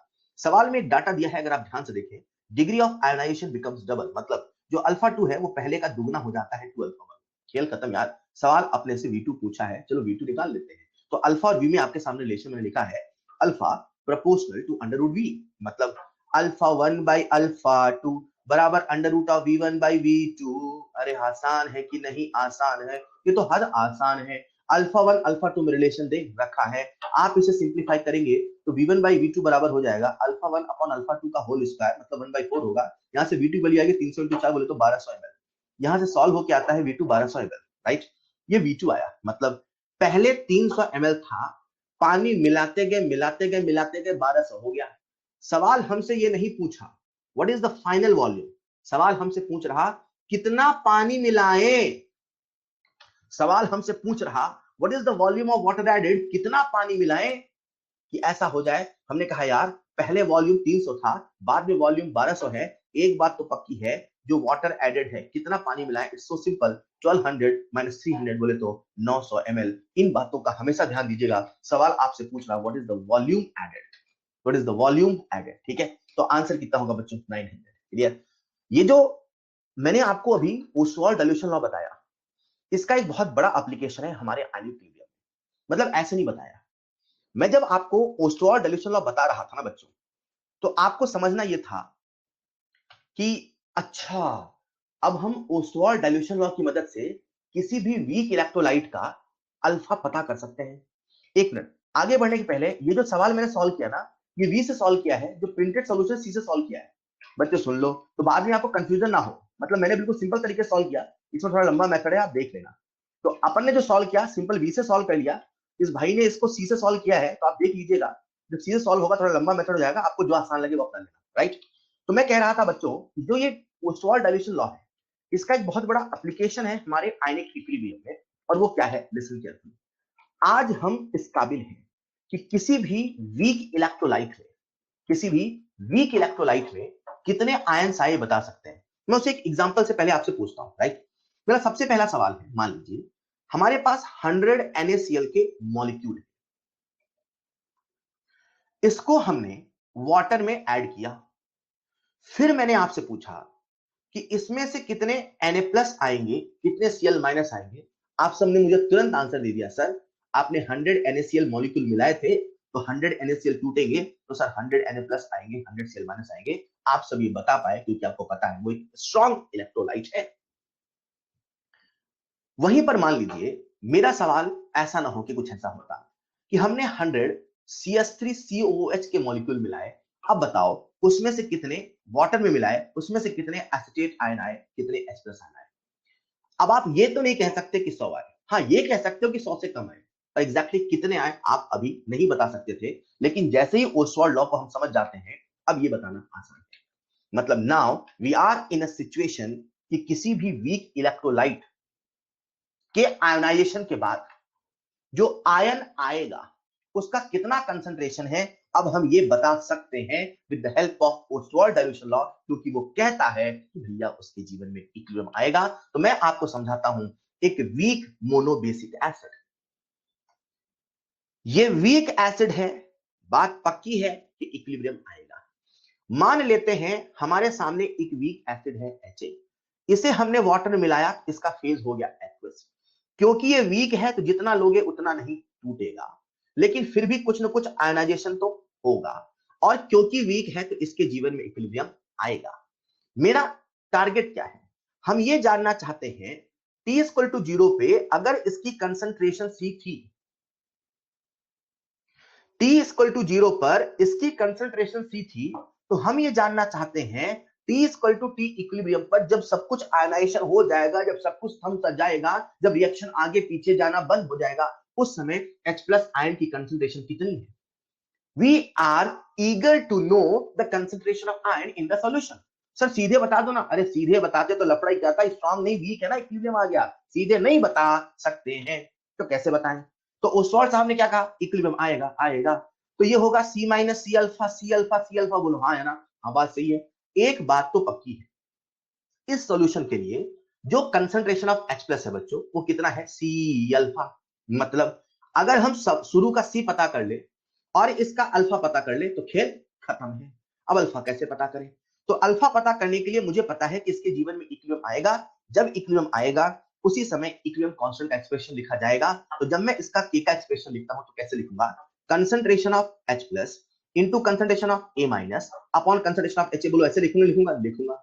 देखो बच्चों, जब आप इक्विलिब्रियम पढ़ते थे तो मैंने आपसे कहा था जब कभी किसी रिएक्शन के जीवन में इक्विलिब्रियम आएगा तभी उसका केसी और केपी लिखा जाएगा। वहां हम गैसियस पढ़ते थे तो केपी की बात करते थे। आज यहाँ हम गैसियस नहीं पढ़ रहे हैं, यहाँ केसी की बात की डिटेल में करेंगे। लेकिन ये जो केसी है, मतलब जिसमें कंसंट्रेशन लिखते हैं, तो आयनिक इक्विलिब्रियम में इसके और भी कई सारे रूप हो जाते हैं। जैसे अगर आपने एसिड का कंसंट्रेशन लिखा तो हो जाता है के, अगर आपने बेस का लिखा तो हो जाता है केबी, अगर आपने सॉल्ट की बात करी, सॉल्युबिलिटी फ्लूइड की बात करी तो हो जाता है केएसपी। अरे अगर आपने केवल पानी का लिख दिया तो हो जाता है केडब्ल्यू। हाँ ये बात तो पक्की है कि अगर के है मतलब इक्विलिब्रियम आया है, इक्विलिब्रियम आया है मतलब वीक है। अगर हमने किसी एसिड का के बोला है मतलब वो वीक है, उसमें कंप्लीट आयोनाइजेशन नहीं हुआ। अगर के भी बोला है मतलब वीक है, उसमें कंप्लीट आयोनाइजेशन नहीं हुआ। तो हम लोग जब आयनिक इक्विलिब्रियम पढ़ेंगे तो जो केसी है उसके कई सारे एक्सप्रेशन लेके चलेंगे। कभी के ए बोलेंगे तो कभी के बी बोलेंगे तो कभी केएसपी बोलेंगे तो कभी के डब्ल्यू बोलेंगे, लेकिन आपके दिमाग में रहेंगे वही है जिसे आप केसी कहते थे। मतलब कंसंट्रेशन लिखना है, एसिड का लिखेंगे तो के ए, बेस का लिखेंगे तो के बी, सॉल्ट का लिखेंगे तो केएसपी, वाटर का लिखेंगे तो के डब्ल्यू, राइट। तो अभी हम किसकी बात कर रहे हैं, एसिड की, तो इसे हम क्या बोल देंगे, के। सुनो, ये जो के है क्या, ये के है आयोनाइजेशन कांस्टेंट। सवाल में जब जब ये शब्द आता है मैंने ऐसा पाया है कि बच्चा अक्सर कंफ्यूज होता है। वो कहता है एसिड का आयोनाइजेशन कांस्टेंट है इतना, तो बच्चा जैसे ही आयोनाइजेशन सुनता सकता है, डिग्री ऑफ आयोनाइजेशन दिया है बेटा, साथ में कांस्टेंट लिखा है। अगर आयोनाइजेशन कांस्टेंट बोले, अगर डिसोसिएशन कांस्टेंट बोले, अगर फलाना ढिमकाना कांस्टेंट बोले, तो समझ जाना के की बात कर रहा, अल्फा की बात नहीं कर रहा। बच्चे बहुत गलती करते हैं, मैं सवाल भी कराऊंगा। कांस्टेंट बोल दे तो समझ जाना अरे के है। एसिड का आयोनाइजेशन कांस्टेंट के है, बेस का आयोनाइजेशन कांस्टेंट के भी है। ये एक वीक एसिड है, इक्विलिब्रियम आया, हमने के का एक्सप्रेशन लिख डाला। वैल्यूज को पुट करते हैं जैसा पहले कर रहे थे, सी स्क्वायर अल्फा स्क्वायर अपॉन सी माइनस सी अल्फा। सी कॉमन लेके कैंसिल कर देंगे बच्चों, यहां तक अपनी बात सामने आ जाएगा। के बराबर बोलो बोलो C alpha square upon 1 minus alpha. जैसा अभी हमने ओस्टवाल्ड डाइल्यूशन लॉ में किया था, ये जो अल्फा है वो 1 से छोटा है क्या? नहीं सर, 1 से बहुत छोटा है। मतलब 1 माइनस अल्फा क्या 1 लिख दूं, चलेगा सर? चलेगा। मतलब अल्फा बराबर under root K by C लिख दूं, चलेगा? चलेगा। देखो देखो मैंने क्या लिखा, देख लो, वेरीफाई कर लो। Alpha equal to under root K by C लिख दूं, चलेगा। सर आप ये कर क्या रहे हो? अल्फा निकाल रहे हो। क्यों निकाल रहे हो? सीधे नहीं बता सकते। क्या नहीं बता सकते? आयन की कंसंट्रेशन। क्यों नहीं बता सकते? क्योंकि वीक है। अच्छा अच्छा, तो H प्लस आपने कहा था ना सी अल्फा, तो सल्फाइड को पुट करना है। अरे तो कितना आसान है। लो, जो हम नहीं बता पा रहे थे अब बता दे रहे हैं। कंसंट्रेशन ऑफ H प्लस बराबर C इंटू अल्फा, मतलब C into under root K by सी। बच्चों देखना, मैं रिपीट नहीं करूंगा, देखना, आधों की बत्ती बाद में जलेगी नहीं तो फिर ये C अंदर जाएगा, ये C अंदर जाएगा, स्क्वायर रूट के अंदर जाएगा, स्क्वायर हो जाएगा, स्क्वायर हो जाएगा, सी से सी कट जाएगा। कंसंट्रेशन ऑफ H प्लस बराबर अंडर रूट के इंटू सी आएगा। लो, जो हम नहीं बता पा रहे थे हमने बता डाला। लो, जो हम नहीं बता पा रहे थे हमने बता डाला। मैंने आपसे पूछा था 100 मॉलिक्यूल एसिटिक एसिड का मिलाया तो बताओ उसमें से कितना H प्लस आया? Sir under root K into C. Sir under root K into C. What is this? This is the way to calculate concentration of ions for weak electrolyte, क्योंकि सीधे नहीं बता सकते क्योंकि वीक है ना यार, यही तो आयनिक इक्विलिब्रियम है। इक्विलिब्रियम आएगा तो सारा किस्सा लगाना पड़ेगा। ओके सर, अब सुन लो जो बताने वाला हूं। इसको थोड़ा सा क्या करते हैं अपन, थोड़ा मॉडिफाई कर लेते हैं अपने हिसाब से। ठीक है, कर ले क्या?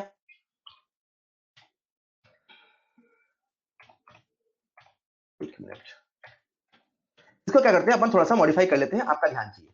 अभी अपने सामने जो एक्सप्रेशन आया, लिखना नहीं, कॉपी में लिखवाऊंगा अभी। आया H plus equal to under root K into C. ठीक, देखो बच्चों इतना तो आप, यार स्लाइड्स,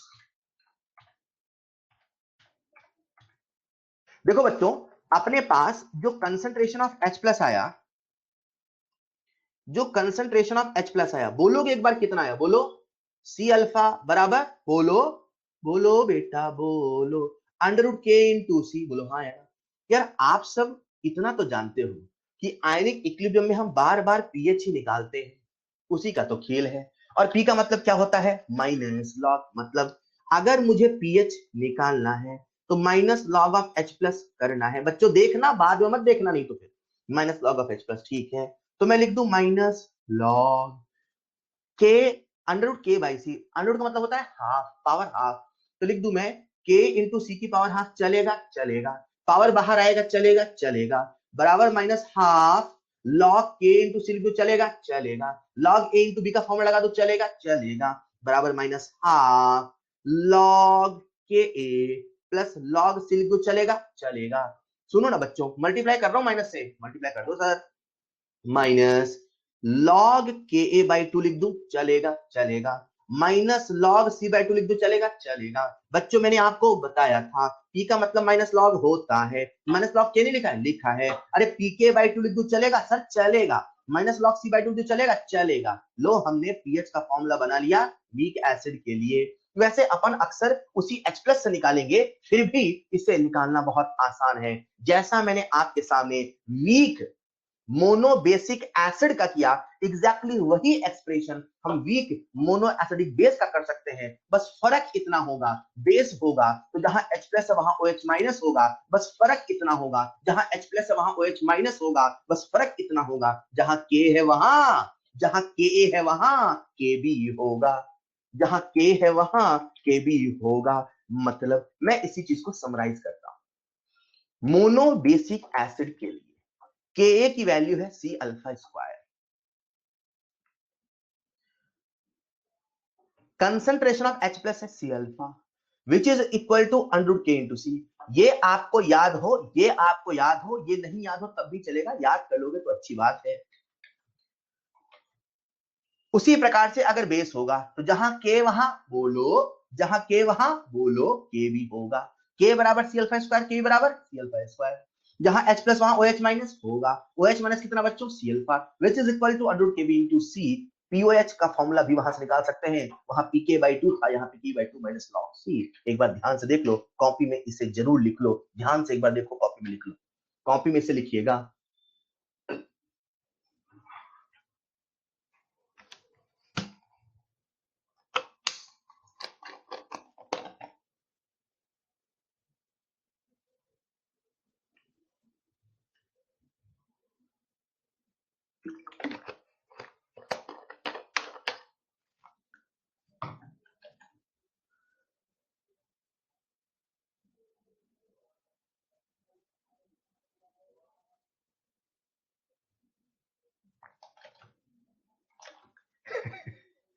ऑलराइट, आप सबने फॉर्मूला लिख लिया होगा। चलो ये दोनों फॉर्मूले आपको याद करने में पहले आपको इसमें कुछ सवाल कराता हूं, है ना। पहले आपको मैं कुछ सवाल करा रहा हूं, पेपर लौटेंगे यहाँ पे। आप सबके सामने स्क्रीन पे है पहला सवाल, सभी लोग अटेम्प्ट करने की कोशिश करेंगे। सुधांशु कह रहा है हो गया बेटा। हाँ शुभजीत, आप मुझे क्लास के बाद कॉल कर सकते हैं, बेशक तुरंत कॉल करना, लेकिन जब मैं हैंड आउट शेयर कर दूं उसके बाद तुरंत। आप सबके सामने स्क्रीन पे है पहला सवाल, सबसे आंसर चाहिए, सबसे पूरी क्लास से आंसर चाहिए। For 0.1 molar weak acid HA ionization constant is 10 की पावर -7। ये आयोनाइजेशन कांस्टेंट दे रखा है। जैसा मैंने पहले कहा आयोनाइजेशन कांस्टेंट है, ये अल्फा नहीं है, ये क्या है के। एसिड है तो के है। Find out degree of dissociation that is alpha. हमें अल्फा बताना है और पीएच बताना है। बहुत आसान है बेटा, बहुत आसान है। फॉर्मूला लगाओ, आंसर पाओ, खुशी गीत गाओ।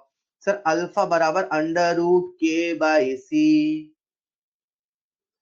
Is equal to under root 10 की पावर माइनस 7 बाई 0.1। ऊपर जाएगा 10 की पावर माइनस 3 आएगा। देख लो जरा अल्फा कितना आ गया 10 की पावर माइनस 3। परसेंट में बताना है तो परसेंट लिए इंटू 100 कर देना। अभी अपन ने अल्फा निकाल लिया, बोलो निकाल लिया, निकाल लिया। नेक्स्ट पॉइंट पूछा पीएच। अरे पीएच पूछा है मतलब कंसंट्रेशन ऑफ H+ चाहिए, मतलब सी अल्फा है। सी की वैल्यू कितनी है 0.1। अल्फा कितना 10 को माइनस 3 कितना आ गया 10 को माइनस 4। हमसे पीएच पूछा है। अरे पीएच बराबर माइनस लॉग ऑफ H+ होगा, माइनस लॉग ऑफ 10 को माइनस 4 होगा, मतलब पीएच कितना 4। पीएच कितना 4। ऐसा कौन है जिससे सवाल नहीं बना, मुझे वो चाहिए यार। ऐसा कौन है जिससे ये सवाल नहीं बना, मुझे वो चाहिए, उसका नाम चाहिए। ऐसा कौन है जिससे सवाल नहीं बना, क्या बात है। तो यही सवाल हाँ रूप बदल के आएगा मॉड्यूल में तो बनना चाहिए। क्या बात है, अगर आप सीख गए तो आप सबके सामने स्क्रीन पर है अगला सवाल। ये बढ़िया सवाल। हर्षित क्या कर रहे हो बेटा।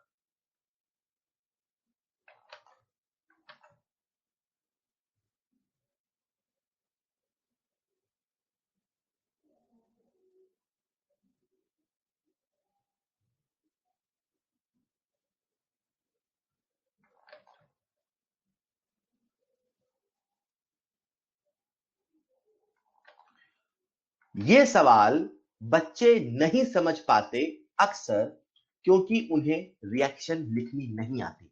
मैं सबसे पहला हिंट दे रहा हूं, देखता हूं कितने बच्चों को स्ट्राइक करता है। N2H4 plus H2O is in equilibrium बनेगा N2H5 plus plus OH minus. मैंने हिंट नंबर 1 दिया, देखते हैं किसको स्ट्राइक किया। अरे हर्षित पी का मतलब माइनस लॉग होता है। पी का मतलब माइनस लॉग। जैसे कोई आपसे बोले पानी पी तो पानी माइनस लॉग, पी पानी माइनस लॉग पानी। पी का मतलब माइनस लॉग होता है।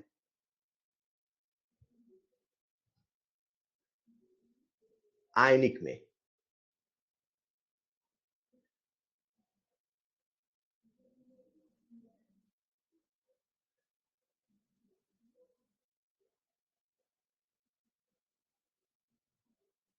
क्या बात है, बहुत बढ़िया, बहुत सारे बच्चों ने मुझे आंसर दे दिया, बहुत शानदार। चलो जिन बच्चों से नहीं बना उनका ध्यान चाहिए। बहुत सारे, अभी मैं नाम नहीं लूंगा ना, अभी खेला शुरू नहीं एक्चुअली, अभी मैं सिखा रहा हूं, है ना। तो अभी जब एक साथ सवाल दूंगा तब बात करेंगे, अभी अपन सीख रहे हैं चीजों को। जिन बच्चों ने कर लिया बच्चे आप बधाई के पात्र हैं, आप सबको वेरी वेरी गुड। जिनसे नहीं बना उनका ध्यान चाहिए, मैं दोबारा रिपीट नहीं करूंगा, उनका ध्यान चाहिए, लिखना छोड़ दें। सुनेंगे 0.16 ग्राम N2H4 मतलब अपने पास एक कंटेनर है, ऐसा इमेजिन करो। 500 ml का सोल्यूशन है, इमेजिन करो 500 ml है, ठीक है। इसमें हमने N2H4 मिलाया और जो N2H4 मिलाया वो 0.16 ग्राम मिलाया। तो बच्चा कहता है यार 0.16 ग्राम मिलाया, तो यार मोल सबसे पहले निकाल ले। तो मोल होता है number of mole equal to weight in grams upon molecular weight. N2H4 का मॉलिक्यूलर वेट कितना होगा 14 टू द 28 प्लस 4 32 सर 32। बच्चा ऐसा सोचता है, अच्छा मतलब जब इसकी रिएक्शन होती है तो इससे OH माइनस बनता है, मतलब एक्चुअल में सबसे पहले अपन OH माइनस आयन की कंसंट्रेशन निकालेंगे, तो OH माइनस आयन की कंसंट्रेशन से pOH आ जाएगा। तो ये क्या कहता है यार, जैसा हम मोल कंसेप्ट में किया करते थे, जब इसके एक मोल लेते थे तो इसका भी एक मोल बन रहा है। तो यार अगर N2H4 के इतने मोल हैं तो OH माइनस आयन इतने ही तो बनेंगे। बेटा ये वीक इलेक्ट्रोलाइट है। सर आपको कैसे पता चला वीक है। अरे यार Kb की वैल्यू देखो ना कितनी कम है। जब K कम होता है, याद करो, जब K कम होता है रिएक्टेंट ज्यादा स्टेबल होता है। यहां पे Kb की वैल्यू कम है, मतलब ये बेस वीक है, मतलब ये डिसोसिएट नहीं होना चाहेगा। और जब ये वीक बेस है तो हम सीधे जितना कंसंट्रेशन लेते हैं उसके बराबर आयन नहीं पाते हैं। यही तो मैंने आपको कुछ देर पहले एसिटिक एसिड से समझाया। अच्छा ठीक है, तो यहाँ पे सर हम OH माइनस आयन कैसे लेंगे बेटा, वैसे लेंगे जैसे अभी कुछ देर पहले बताया, सी अल्फा, बिल्कुल सी अल्फा। मतलब सर आप हमें ये कहना चाहते हैं कि जो कंसंट्रेशन ऑफ OH माइनस होगा वो सी अल्फा होगा, बिल्कुल होगा।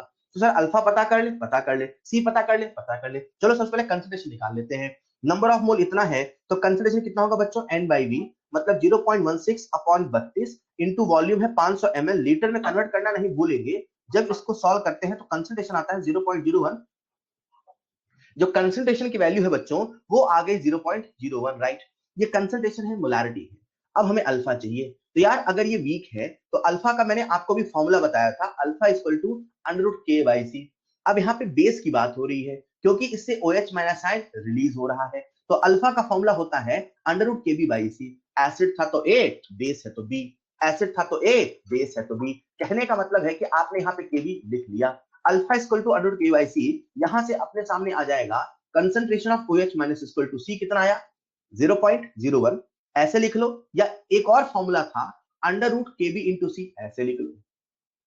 क्यों पुट करें, जब है फॉर्मूला सीधे वैल्यू पुट करते हैं ना यार। तो कंसंट्रेशन ऑफ OH माइनस कितना हो जाएगा, √KB इंटू C। बच्चों आप देख पा रहे हैं जो KB है उसकी वैल्यू है 4 इंटू 10⁻⁻6 इंटू 10⁻2। सिंप्लीफाई करेंगे तो कंसंट्रेशन ऑफ OH माइनस यहाँ से कितना आएगा, √4 बोले तो 2, 10⁻6 10⁻4, मतलब 2 into 10⁻4 is the concentration of OH minus. अरे अगर OH माइनस का कंसंट्रेशन आ गया तो बच्चे POH भी तो आ गया। POH क्या होगा sir, minus log of OH minus. लेकिन सर सवाल हमसे पीएच पूछा है, अरे पहले POH तो निकाल लो, पीएच भी निकाल लेंगे, हाँ ठीक है साहब। तो POH निकाल लेते हैं, minus log of OH minus. बच्चों कल मैंने आपको एक फॉर्मूला बताया था, minus log A into 10⁻⁻B बराबर B माइनस लॉग A। मैं सीधे लिख रहा हूँ 4 माइनस लॉग 2। बच्चों कल मैंने आपको एक फॉर्मूला बताया था, minus log A into 10⁻⁻B equal to B minus log A। वही फॉर्मूला मैंने लगाया, 4 माइनस लॉग 2 बताया। मुझे पक्का विश्वास है आप सबने लॉग की वैल्यू याद करी होगी, लॉग 2 की वैल्यू 0.3 होती है, सॉल्व करोगे 3.7। ये मेरे पास POH आ गया। पर बच्चों सवाल हमसे POH नहीं पूछा है। अभी मैं आपको एक फैक्ट बता देता हूं जो आगे मैं आपको समझाऊंगा। आप सब अचीवर में है तो बता देता हूं, फैक्ट ये है PH प्लस POH 14 होता है। क्या होता है, क्यों होता है, कैसे होता है, कब होता है, सब बताऊंगा। अभी फिलहाल मान लो ऐसा होता है। क्लियर। अब हुआ क्या कि अपन ने POH निकाल लिया, सवाल हमसे pH पूछा है, तो pH बराबर 14 माइनस 3.7। इसे सॉल्व करेंगे तो बच्चों आंसर आएगा, and tell me what is the correct answer.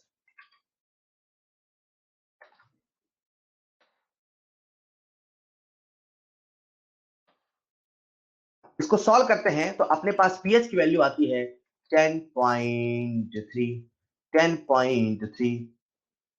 100 चीजें ना करो, एक ही चीज को 100 बार करो। हर एक पॉइंट को, हर एक एंगल को सोचो, हर एक पॉइंट को, हर एक एंगल को सोचो। बच्चा मुझसे सबसे पहला डाउट पूछता है, सर बाकी सब फॉर्मूला लगाना समझ में आया, ये सर जो आपने पहला स्टेप बताया ना सर, ये कैसे बताया। बच्चों जब आप केमिस्ट्री पढ़ेंगे, अभी बहुत पढ़ेंगे, अभी तो शुरू हुआ है, जब आप केमिस्ट्री पढ़ेंगे तो केमिस्ट्री में बहुत सारे ज्ञान की बातें आएंगी। आप समझ पाएंगे कब किसका कैसा नेचर होता है। यहाँ पे एक लोन पेयर होता है, तो लोन पेयर एक H+ को एक्सेप्ट करता है, इस वजह से ऐसा होता है।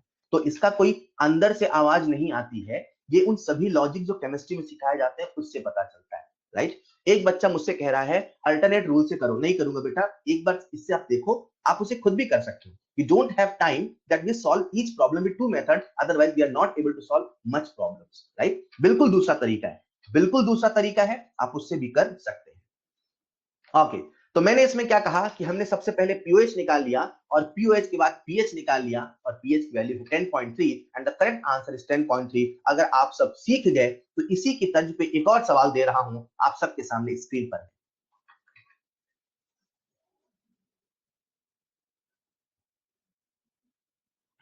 बाद में बात करना बेटा, आप मुझसे क्लास के बाद डिस्कस करना, आपने जो जिस तरीके से किया है ना दूसरा, मुझसे क्लास के बाद पूछ लेना। एक एक सवाल को दो दो तरीके से करेंगे ना तो फिर बहुत सवाल नहीं कर पाएंगे।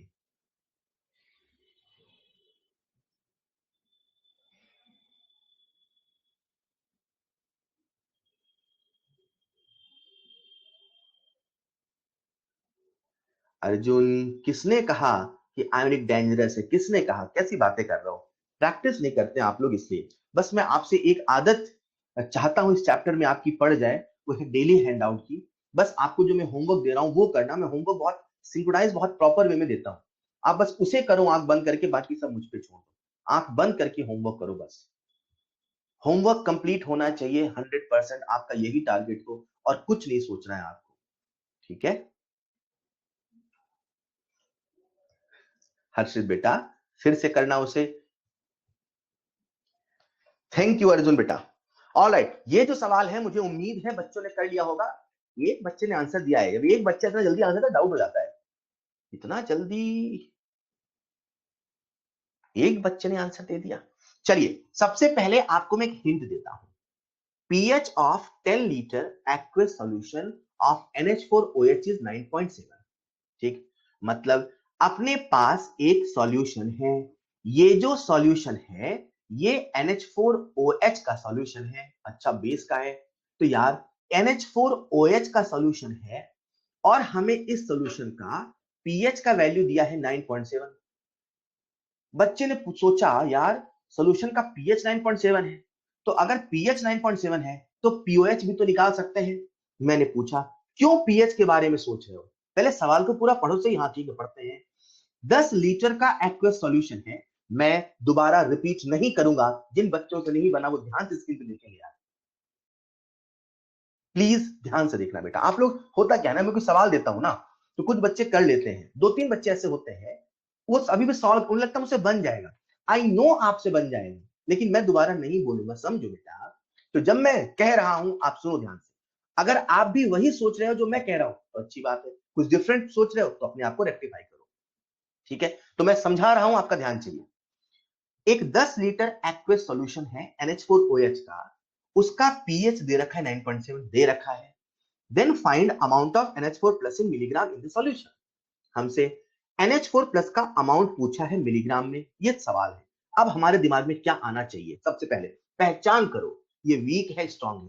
पूरी दुनिया को पता है ये वीक है, नहीं पता तो याद कर लो NH4OH अभी वीक है। NH4OH वीक है तो इसके जीवन में इक्विलिब्रियम आएगा, जब डिसोसिएशन होगा तो NH4 plus plus OH minus ion बनेगा। सवाल मुझसे पूछ रहा है NH4 प्लस के अमाउंट कितना है मिलीग्राम में, NH4 प्लस का अमाउंट कितना है मिलीग्राम में। तो मैंने सोचा यार पक्की बात है, जितना OH माइनस है उतना ही तो NH4 प्लस होगा, जितना OH माइनस है उतना ही तो NH4 प्लस होगा। पर अब ये पता कैसे करें कि OH माइनस आयन कितना है। अरे ये तो वीक है, सर ने कहा था जो वीक इलेक्ट्रोलाइट होता है, जो वीक एसिड वीक बेस होता है, उसमें आयन का कंसंट्रेशन पता करना है तो भैया अपने को करना होगा सी अल्फा। बिना अल्फा के नहीं बता सकते, क्योंकि पूरा टूटा ही नहीं। जब टूटने का डिग्री पता होगा तभी तो बताएंगे। हाँ सही है। मतलब एक बात मुझे समझ में आई, वो ये कि इस सवाल में जो भी NH4 प्लस का कंसंट्रेशन होगा वही OH माइनस आयन के कंसंट्रेशन के बराबर होगा, और वही सी अल्फा होगा। सही बात है। अब अपन OH माइनस आयन की कंसंट्रेशन निकाले ये सोच रहे हैं, तो मन में सबसे पहले फॉर्मूला आया, यार सर ने बताया था कि जो कंसंट्रेशन का फॉर्मूला होता है वो होता है Kb इंटू सी। पर भैया सवाल में Kb दिया नहीं है, मतलब ये फॉर्मूला नहीं लगाएंगे। तो चलो कुछ नया सोचते हैं यार। अब देखते हैं डाटा क्या दिया है। अरे यार डाटा हमें pH का दिया है, pH का दिया है, तो कहीं ना कहीं हम ये भी तो सोच सकते हैं कि जो हमें डाटा दे रखा है वो कंसंट्रेशन ऑफ H प्लस का दिया है, पर अपने को H प्लस का नहीं चाहिए, अपने को OH माइनस का चाहिए। तो ऐसा करते हैं ना, जो pH दे रखा है उससे पहले POH निकालते हैं। हाँ, POH निकलेगा तो OH माइनस आयन आएगा। pH से POH निकालो। तो मैंने अभी कुछ देर पहले आपको एक फैक्ट बताया था, ये फैक्ट कहां से आया उसका रीजन नहीं बताया। मैंने कहा अभी आप याद कर लो बच्चों कि जो pH और जो POH है उसके बीच में रिलेशन होता है, pH प्लस POH 14 होता है, ये याद कर लो। याद कर लो ना यार, pH प्लस POH 14 होता है। पल भर के लिए याद कर लो, मैं रीजन भी बताऊंगा, पल भर के लिए मान लो। हाँ ठीक है, मान लिया सर। यहां से अपने पास pH दे रखा है, तो POH की वैल्यू आएगी 14 माइनस 9.7। POH की वैल्यू कितनी आएगी 14 माइनस 9.7। जो बच्चे मेरे साथ सीख रहे हैं मैं उनसे पूछ रहा हूं, बताओ 14 में से 9.7 को माइनस करते कितना आता है। जो बच्चे मेरे साथ सीख रहे हैं थोड़ा पेन भी चलाओ तो दिमाग एक्टिव रहेगा, कितना आता है। हाँ, तो यहां से सॉल्व करने पे आता है 4.3। अरे भैया, मतलब हमें पता चल गया कि इसका पीओएच 4.3 है, मतलब हमें पता चल गया कि कंसंट्रेशन ऑफ जो OH माइनस है वो 10 की पावर माइनस 4.3 है। पर सर ने कहा था 10 की पावर माइनस में नहीं छोड़ना है, इसको सिंप्लीफाई करके इसका वैल्यू बताना है। अरे 10 की पावर माइनस में है, 10 की पावर माइनस में है, इसको सॉल्व करने का मैंने आपको एक ट्रिक कल बताया था। 10 की पावर माइनस है, डेसिमल के जो लेफ्ट हैंड साइड में है उसकी पावर पहले एक से बढ़ा दो, 10 की पावर -5। डेसिमल के जो राइट हैंड साइड में है दैट इज 0.3, उसे 1 में से माइनस कर दो, मतलब इनटू 10 की पावर 1 माइनस 0.3। इसे आप सिंप्लीफाई करके लिख सकते हो 10 की पावर -5 इंटू 10 की पावर 0.7। हाँ लिख सकते हैं। अब ये सोचो, क्या सोचो, अब ये सोचो, एक मिनट बेटा, अब ये सोचो 10 की पावर 0.7 मतलब 0.7 किसका लॉग होता है। अब ये सोचो 0.7 किसका लॉग होता है, 0.7 किसका लॉग होता है। अरे ये तो 5 का होता है, मतलब ये क्या है 5 इंटू 10 की पावर -5। 10 की पावर -4.3 को अपन ने लिख लिया 5 इंटू 10 को -5, मतलब जो कंसंट्रेशन ऑफ OH माइनस है वो कितना है 5 इंटू 10 को -5। अरे वाह, हमने तो कंसंट्रेशन ऑफ OH माइनस निकाल लिया। अरे हमने तो कंसंट्रेशन ऑफ OH माइनस निकाल लिया और वो कितना आया, वो आया 5 इंटू 10 की पावर -5, मतलब बातों बातों में हमने NH4 प्लस का कंसंट्रेशन भी तो निकाल लिया। और ये कंसंट्रेशन है मतलब N/V है। अरे तो यहां से मोल आ जाएगा, आएगा 5 इंटू 10 की पावर -5, वॉल्यूम को मल्टीप्लाई कर दो, इंटू 10 कर दो, चलेगा, बोलो चलेगा, बोलो चलेगा। 5 इंटू 10 की पावर -5 इंटू 10 कर दो, बोलो चलेगा। जो बच्चे मेरे साथ सीख रहे हैं उनसे पूछ रहा हूं, बोलो चलेगा। जब मैं पूछूं जवाब देना है, मैं समझता रहूं, हाँ आप देख रहे हो, ठीक है। हमने मोल निकाल लिया, पर हमसे मोल नहीं पूछा है, हमसे अमाउंट मिलीग्राम में पूछा है। अरे मोल का फॉर्मूला होता है वेट अपॉन मॉलिक्यूलर वेट। तो वेट कितना हो जाएगा 5 इंटू 10 की power -5 into 10 into molecular weight. किसका मॉलिक्यूलर वेट, सर हम किसका वेट निकाल रहे हैं, NH4 प्लस का। तो किसका मॉलिक्यूलर वेट लिखेंगे, NH4 प्लस का।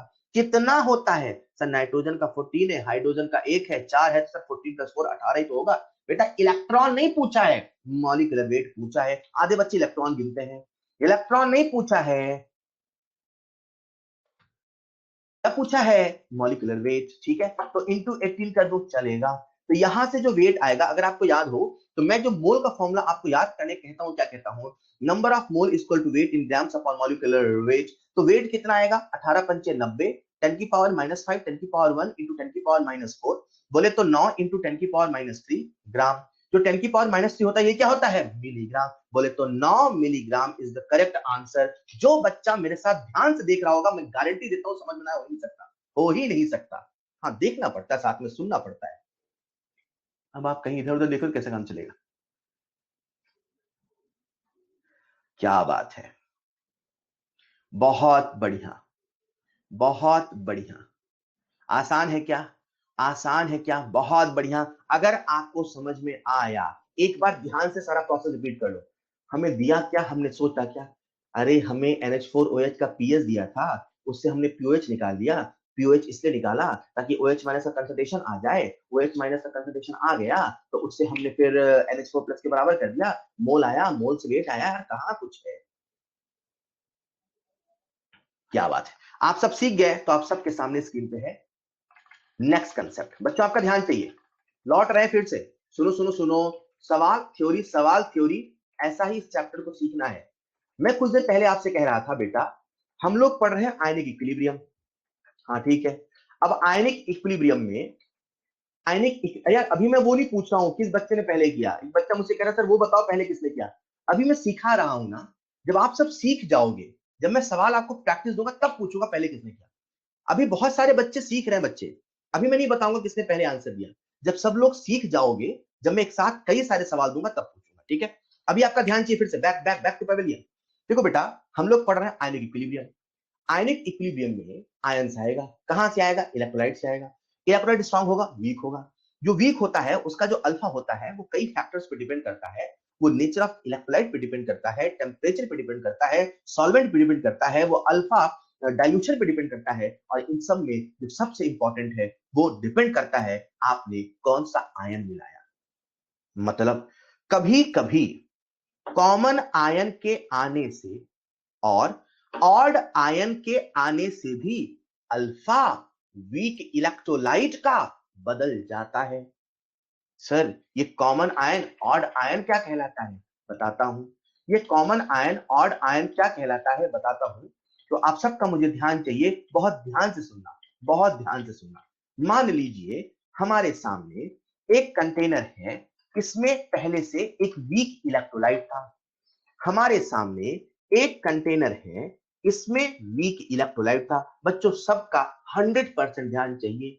कौन सा इलेक्ट्रोलाइट था? वीक। मैंने स्ट्रॉन्ग नहीं बोला। इस वीक इलेक्ट्रोलाइट में हमने ऊपर से स्ट्रॉन्ग इलेक्ट्रोलाइट मिलाया, और ऐसा मिलाया कि उसमें एक कॉमन आयन आया। मतलब जो आयन वीक में था वही आयन स्ट्रॉन्ग में भी है। मतलब मान लीजिए पहले इस कंटेनर में एक वीक एसिड CH3COS था।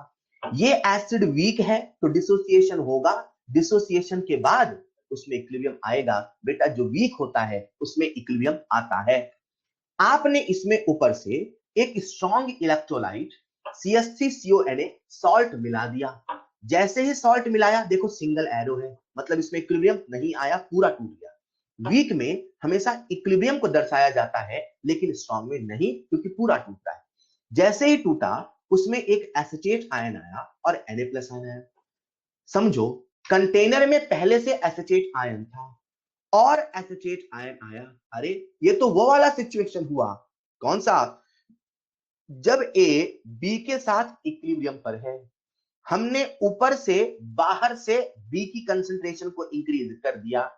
तो ली चैटलियर प्रिंसिपल कहता है जब प्रोडक्ट की कंसंट्रेशन बढ़ाई जाएगी, ली चैटलियर प्रिंसिपल कहता है जब प्रोडक्ट की कंसंट्रेशन।